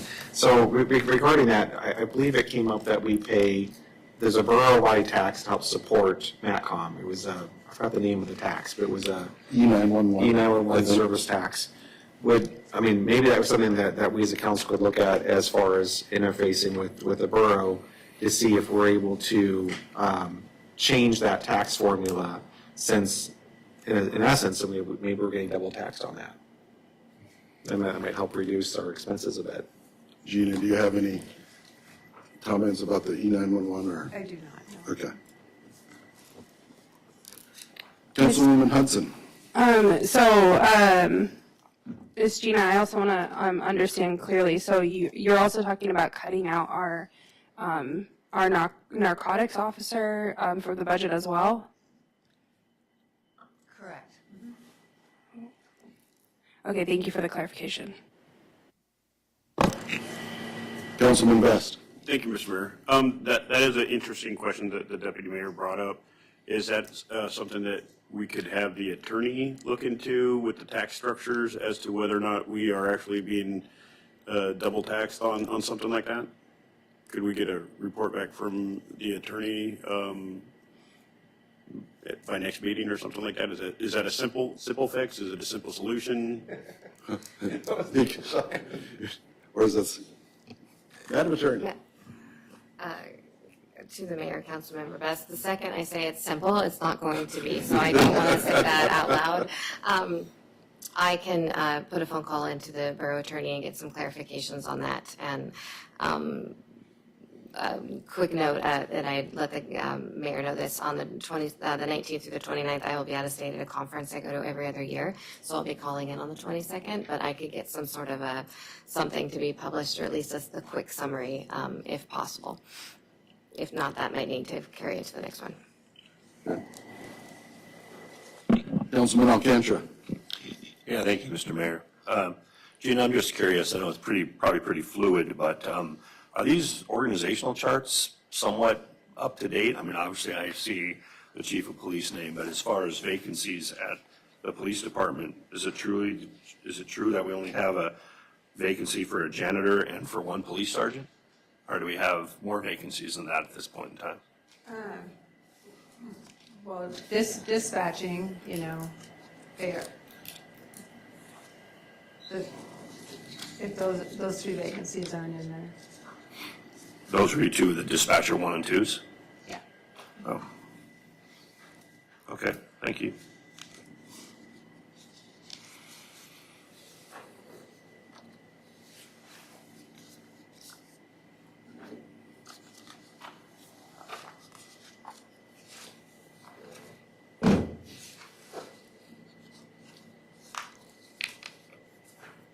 Do we want to take a break so we can see if we come up with more questions? Sure. Since I've had 2 bottles of water. Okay, we'll take a break for a few minutes.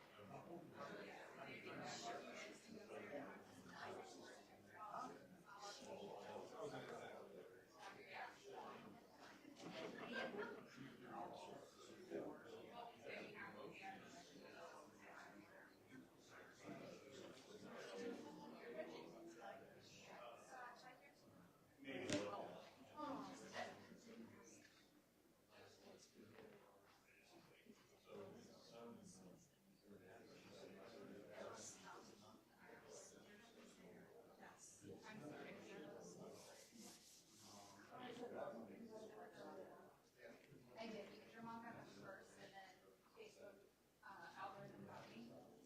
So let's say, you know how much it's being. We're basically the same as you guys are. I have a Barbie and a rock Stanley, and she doesn't. A what? Barbie and the rockers. I guess everybody goes Barbie and rockers.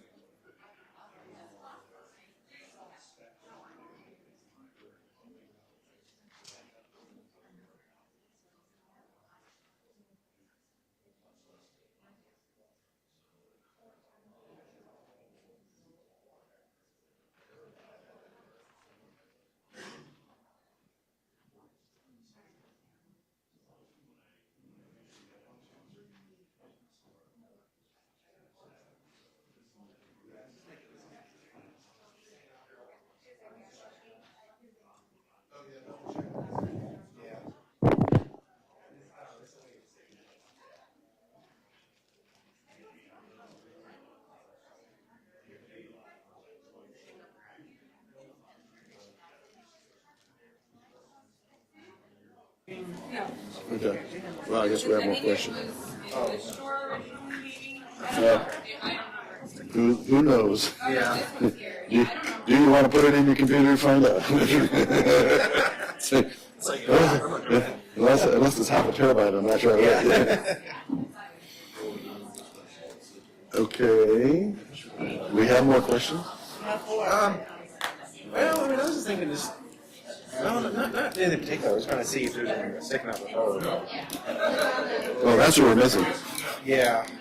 I thought it was. I'm just wondering, if there's the information that doesn't cut out our dispatch pay, because I know that like our police officers are working overtime with dispatch, so like that's a huge concern. Oh, yeah. And then what's, I guess I want to know how that's going to affect the police department. Well, she's working on that. Oh, yeah. No, I mean, I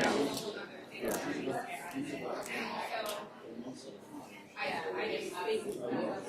We need to go find Gina. I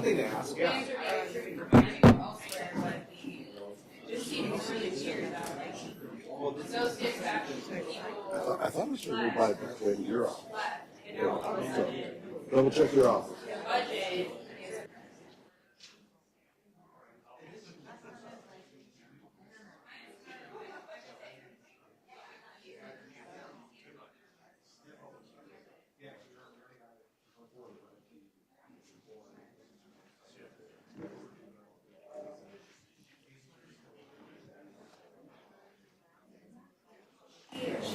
Okay, we got everyone here? All right. Okay, so we're back. Is there any other questions for Gina with her presentation on the budget? Councilwoman Hudson. Thank you, Mr. Mayor. Like Councilman Tudor had requested to see what it would look like if the other dispatcher were brought back in, I am also requesting to see what it would look like for also the narcotics officer to be brought in. Please, thank you. Mr. Mayor. Yes, Councilwoman Anzalati. Thank you, Mr. Mayor. I just had a quick question about that position. Does that position bring a significant amount of money in for the city? Do you have any, or are you allowed to? I don't know that answer, council member. Perhaps we could have a report from the police department on the dollar amount brought in, or the benefits of having that officer, or Could I request that from, I guess, the police? Or interim manager and. Yeah, thank you.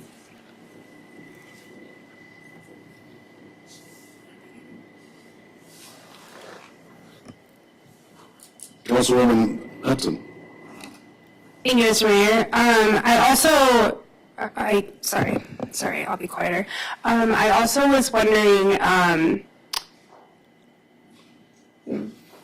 what prompted the decision to cut those out of the budget versus other places? Is it because, I'm just wondering. Go ahead, Gina. it's up to council what they want to do with, in regards to these positions. I mean, we're currently down to only 3 full-time dispatchers and a supervisor at this moment, and if that's a service that the city wants to continue to provide, that is, up to the council's discretion. It was only budgeted that way because that's our current situation. And if it's something that council wants, if it's something that is not necessary for the city to have, then it's easier to move forward with only 3 positions rather than 7 and laying people off in that regard. Regarding the opiate task force officer, it's a position that has always been funded when it initially started in 2018, it was funded by other sources, and now it's a general fund obligation to pay for that. Okay.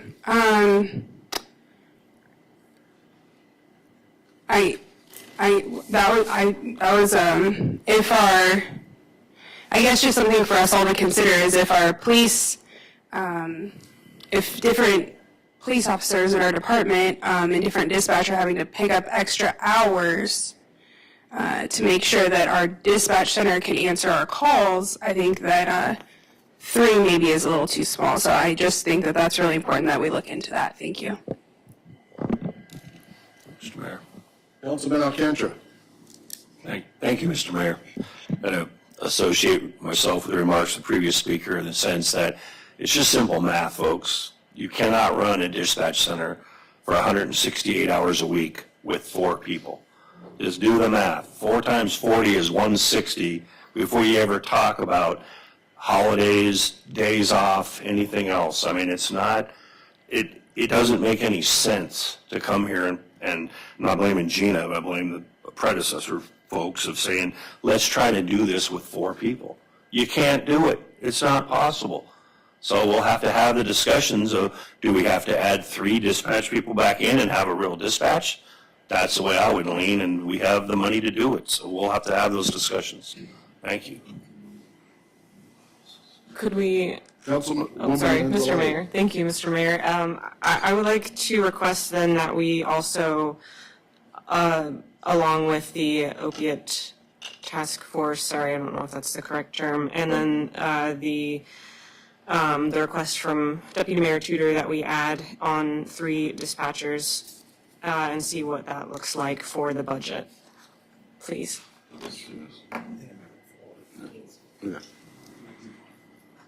I think it's 4, because 3 and a supervisor. Alcantara, could you speak to that? 3 and a supervisor, and we're trying to look at 6 and a supervisor or 7 and a supervisor. Councilman Alcantara. Thank you, Mr. Mayor. My thoughts were 6 and the supervisor, so it'd be 7 dispatchers total. The dispatch supervisor that's still in place, and then there'd be 6 dispatcher 1 and 2s. Okay, Deputy Mayor. Thank you, Mr. Mayor. Yeah, I would just say on that, maybe just direct and say, usual staffing levels, in quotes. Thank you, yes. So, Gina, I just want to say thank you so much for presenting to us. I know it's, you came up here and you gave us the real facts, and I greatly appreciate that. Could you showcase anything that, because you've been doing this for us for a number of years, you've been very excellent at it. Is there anything that you're looking at this budget coming up and going, oh, this is red flag, we need to definitely steer the ship one way or the other? Is there anything that you're looking at that you could see that, that's, that in your expertise is concerning that we need to make adjustments on? The city just needs to do more strategic planning and look for how the city's going to be able to fund into the future. Operating costs, payroll, personnel costs keep going up, and operating expenses keep going up, and there's just going to be a time when general fund expenditures are going to exceed general fund revenues without any new revenue sources coming into the city. And you have to still fund 10% for capital, and you may have a future bond payment.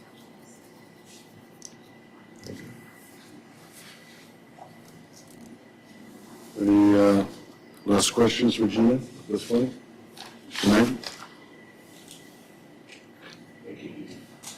Okay, thank you very much, Gina. So we will come out of the committee of the whole, and next is audience participation.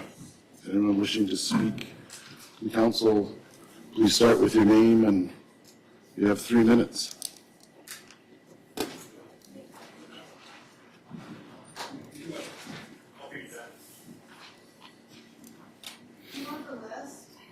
Oh, is there a sign up there?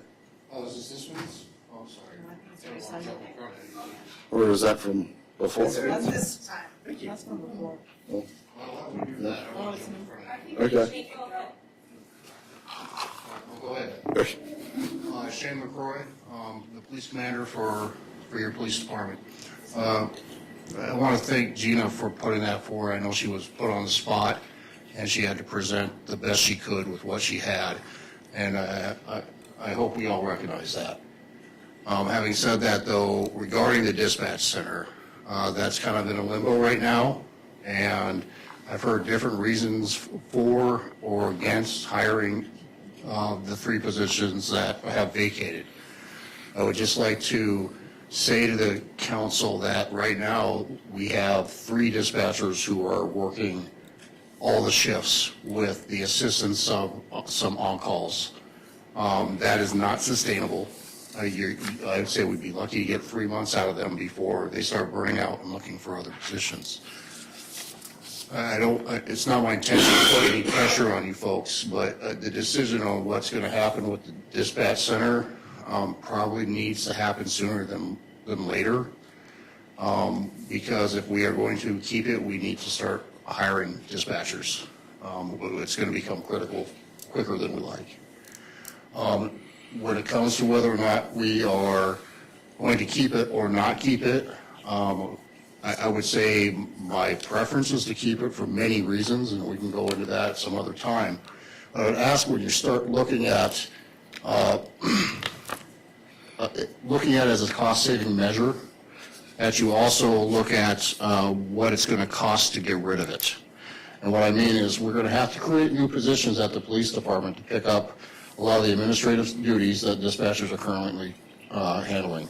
We're going to have to create a position of a dispatch liaison to MATCOM. I mean, we're creating positions. How many are we really eliminating, and how much money is the city actually saving? I would just ask that be looked at before any decisions are made about our center. Again, thank you guys for doing what you do. It's been a heck of a ride the last couple of months for everybody. I know a lot of people right now are wearing multiple hats, and so thank you for bearing with us, and again, just ask that you keep those things in mind when you're making your decision. Thank you. Dwayne Shelton.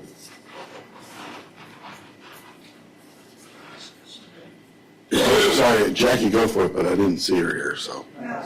Okay. Didn't want to skip her. Good evening, Mayor and members of the council.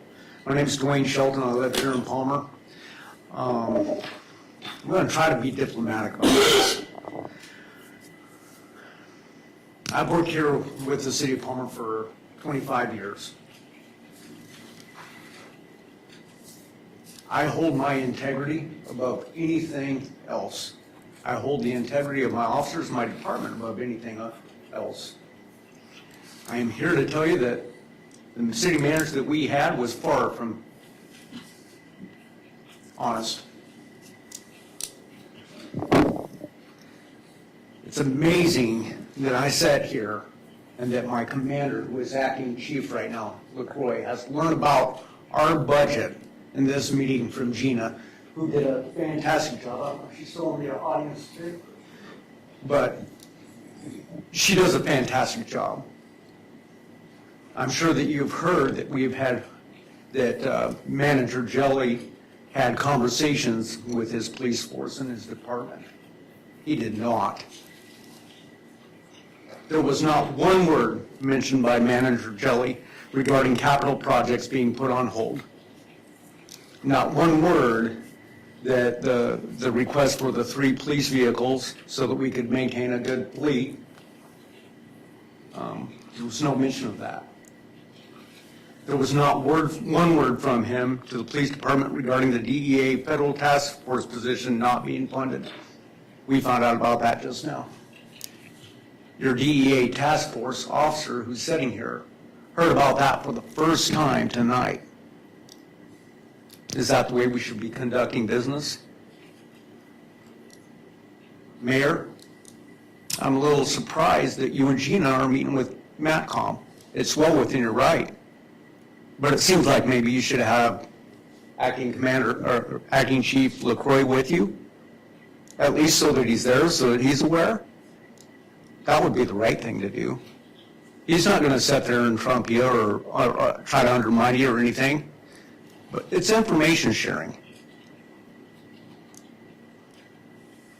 Right now, he's your acting director of the police department. He should be there.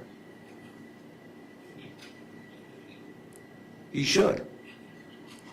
I think if you ask the other directors of the city, people that you hold, that you hire and bring in to run your departments, they should know about their budget before it gets here. This is not where we should be finding out about it. I'm pretty sure that if you asked Fire Chief Grabos, that he would say, wow, this is a shock to him too. I'll close by saying, strategic planning is key. We need to find ways to generate revenue. Let's look at something positive rather than tearing down and getting rid of. Why don't we try building? That'd be a good place to start. Thank you. Anna Gabriel, is that who you say your last name? Hello, I'm Anna Gabriel. I'm currently the acting supervisor for the dispatch center.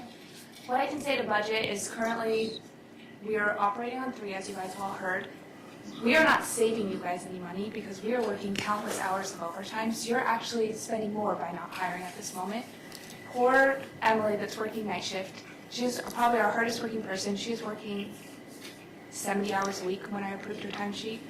That is not sustainable long term, but it's also not saving you guys money because we are paying her overtime, rightfully so. As far as meeting with MACCOM, that's obviously, as we said, within your purview, but I would request that either myself or the supervisor, Whitney Daw, be included in those, just so we know what the plan is moving forward. Because you have 3 people's lives on the line as far as their career, as far as if they need to be looking for future employment. They have families themselves, and it would just be helpful for someone to be in on those conversations so we know what to do moving forward and we can direct our staff appropriately. There is questions about E911's funding. I am working with someone to propose to get some funding, or to propose to get some of that funding. The next meeting is in December. I plan on requesting that. They have $8 million of funds that can be allocated, and we are trying to work on that. So I'm not just sitting here working, trying to not help you guys by lowering the budget as well. So this is a group effort, and I would just request that we also be included in that group effort because I do live in the city, I do pay taxes, and I do see when our water and sewer or anything else goes up, and I'm like, oh no, that's one more thing for me to pay. So I am in the same page where I would like to lower our budget, but I would like to do so in an appropriate manner, and I just ask to be included in that. Thank you. Thank you. Cindy Hudgens?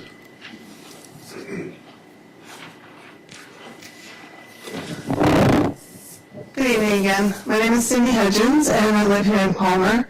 And I am absolutely sick right now. I've got a pit in my stomach because you want to build a $20 million library and cut our police force? Oh my goodness! I lived here in Palmer most of my life. This is a safe community. This is a great community. How can you even think about cutting back response time for 911 calls or, for fires or things going on in this town? And like this woman said here, this is not saving the city money. I mean, do you think these people, these 3 people, can work a 24/7 dispatch for the long term? No, dispatch people burn out. That is a tough job. I don't know from firsthand experience, but it's got to be. And how can you, any decision that this cancerous con man made, how can you stay a hold of those? How can you How can you still follow those? We got rid of him in 53 days. We are lucky because Augsburg suffered with him for 3.5 years. Can you imagine the devastation he caused in their city? We were lucky. But he caused enough devastation. You know, the whole agenda nowadays in this world that we live in is defund the police, defund the police. You know, the cities that defund the police, they have got crime rates that are going through the roof. Do you want Palmer to turn into that? Oh my goodness. I can't even believe it. I was in a state of shock when I heard the cuts are coming there so that we can build a $20 million library. How are you going to put the lights on in the library? You're going to be able to afford that when you're paying for a $20 million library? The city of Palmer cannot survive with that. We need to think about supporting the citizens that live here now, building our city with what we have now. Has anybody even checked into adding on to what was left of the library? One portion of it fell. That's why they're having so much trouble getting the insurance reimbursement from it, because it's not destroyed. And so they just want to knock it down, put in a $20 million library. No. Think about what we need now. We need police. We need fire. We need dispatch. Those are essential key components. Anyway, I hope you take what everybody's saying tonight into consideration because it's just sickening. Thank you. Hillary?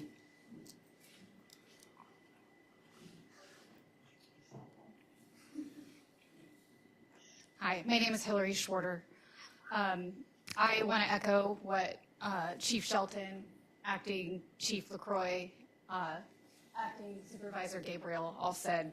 It is absolutely shocking that people in this room tonight found out that jobs would not be funded, that the DEA TFO, a man I love like a brother who has a very personal story about how drug use has affected him, who I believe this year has recovered $500,000 in seized assets, found out his position would not be funded, sitting here in a meeting.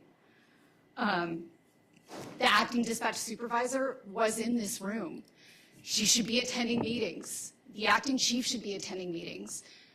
I'm sure the mayor and the finance director are extremely skilled at their jobs, but so are the people that should be negotiating contracts with dispatch centers. It's unreal that you would be negotiating without the experts on that subject. I can tell you that we do have 4 dispatchers. One of them is on leave because she just had a baby. So right now you're running a dispatch center with 3 people. I am a former dispatcher. Officer Calvert is a former dispatcher. We are sitting there trying to help. We are all doing the best we can. But these people need a lifeline, and to sit here and find out that that's not going to be funded is so disrespectful. I call on the acting city manager to reinstate Chief Shelton immediately. I do ask this council to ask this acting city manager to preserve and restore any and all emails to and from former manager Jelly, to investigate, to either prove or disprove any potential CJIS violations, any destruction of business records, and anything that proves or disproves criminal use of a computer. Thank you. Pam Moline.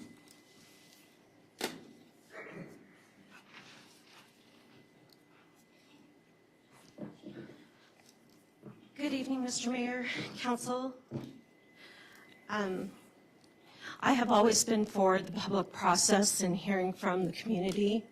I'm a little disappointed in the fact that it seems to be that we're moving away from that or restricting and censoring. So I want to remind everybody that I have worked with 2 women on this council for over 3 years. And one just recently I worked with on her election, and I have been asked to read something into the record.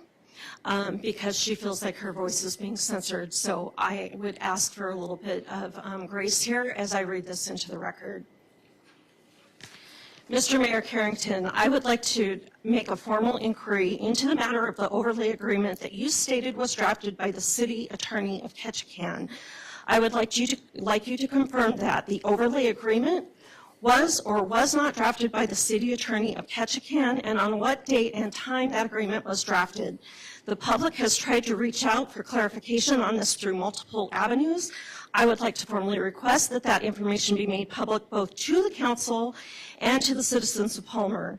We, the council, as well as the citizens of Palmer, have questions such as, why did you choose to have this agreement drafted without the consent or approval of the city council? Why was it only after the fact? Sneaking an agreement into executive session without it being proofread is not an excuse to step outside the scope of your responsibilities as mayor. In the city code, it states the mayor shall not enter into contracts or agreements binding on the city, and you're only to execute official documents on authorization from the council. Another concern is special meeting on October 15th, which is today.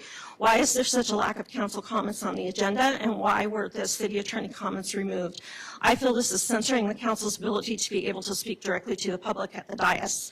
I also believe this was the exact time that we should be referring to our legal counsel in every decision that is made. If this is part of the special meeting process, please provide in code where that exists. Lastly, and most importantly, I would like to make you aware of my concern for the events of the executive session on 10/9. And because of those events, I would like to request that we suspend executive sessions until you can ensure that a basic code of conduct and moral law be upheld in those meetings, especially regarding our female council members. This request is a result of your failure to ensure the safety of the council. That is from Councilwoman Hudson. And honestly, I will say I'm ashamed of the look of these women when they came. I have served with you for a long time, and the looks of the people, of these women, when I saw them come out of this council, I think you know what would have happened if I was still on that council. They deserve an apology.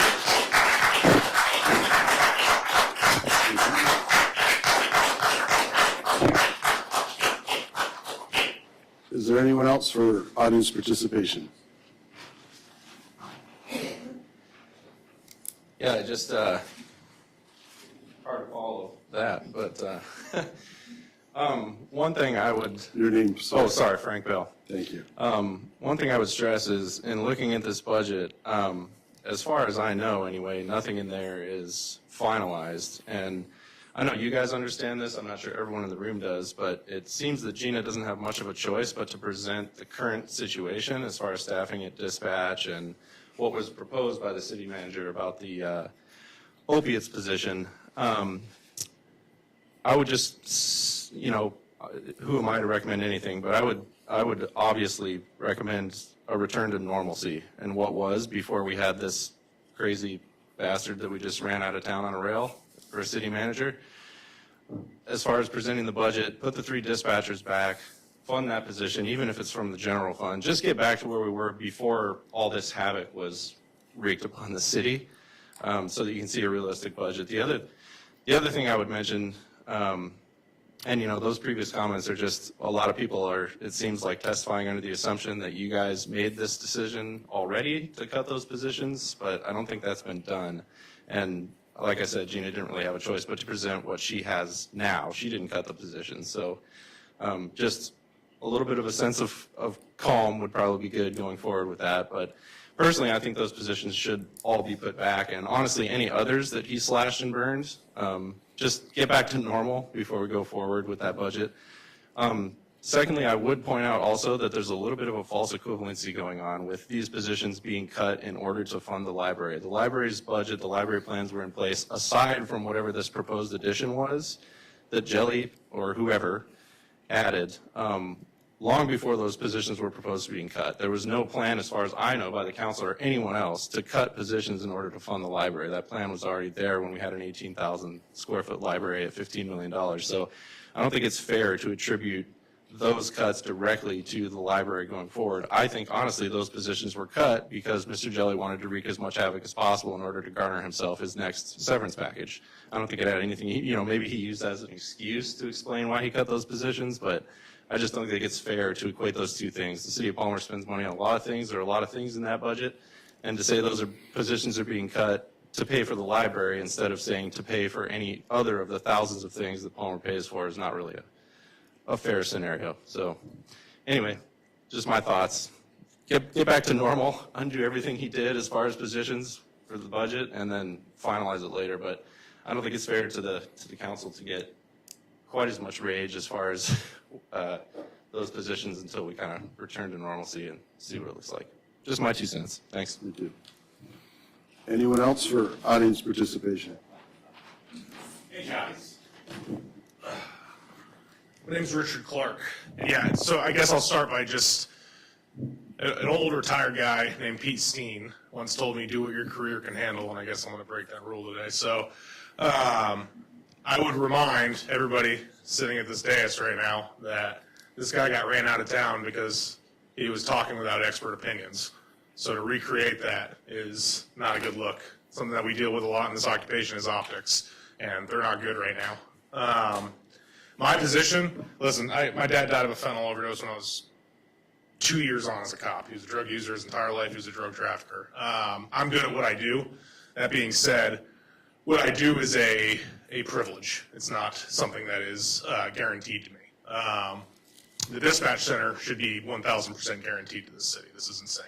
I mean, you guys can't, if you guys let MACCOM have their way with whatever content, I'll encourage you to do this. Go talk to the Alaska State Troopers. See how they like their contract with MACCOM. See how that works out for you. All right? We have a good thing going here. We pay what some people could call a pretty penny for it. And the reason being is because when business owners pick up the phone and call the direct line, they get an officer in less than a minute. It's just how it works. It's the service that Palmer wants. Maybe you guys don't, but I think the overwhelming amount of the public do.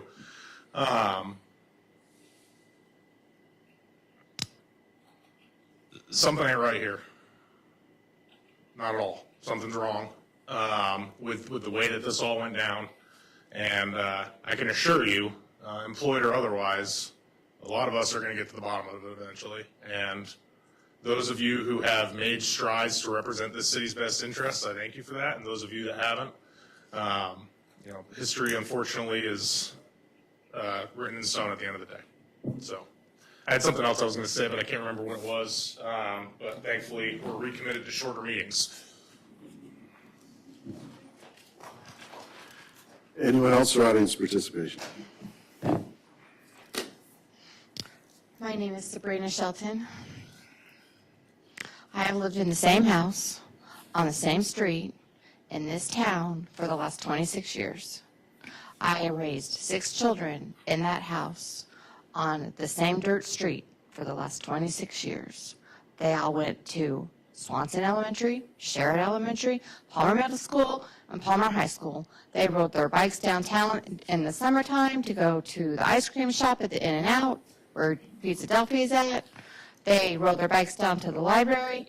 They rode their bikes over to the amusement park. They were allowed to ride around town because we have a safe city. When the water main on the street broke, it came in. It got replaced. They said, we're going to pave your street. We're like, all right. They said, your property tax is going to go up because we're going to pave your street. We said, okay. The street did not get paved. It's still a dirt road. I have seen taxes go up marginally. We have not ever paid for a library fee, a library service, because it's a free service to the public. I will gladly pay a library fee to use the library to help fund the library. I always paid for late books. We've seen water and sewer rates increase as those things increase. Things increase over time. I had children that used the MTA Event Center. They have not seen a significant fee increase at that center or a rental for skates in some time.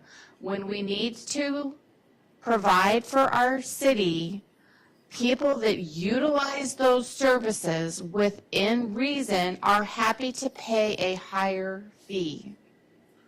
Do you know that people that live outside of the city are the majority of the people who rent the depot? They come and rent the depot because it's cheap. Raise the price on the depot. We have things in town that rates can be adjusted for people to use. If you increase the rates to the golf course, it is not going to scare them away. They will still come, and it will help offset some of the cost of the golf course. When your child says, I need $20 for school, you give the child $20 for school. When your child says, I need $150 to pay for cheerleading, you go, well, let's see, how can we afford to pay $150 for cheerleading? And if you can't, you don't. But there are ways here in town, without hurting the public, without raising property taxes, without increasing the sales tax, that you can generate revenue in this city. Thank you. Anyone else for audience participation?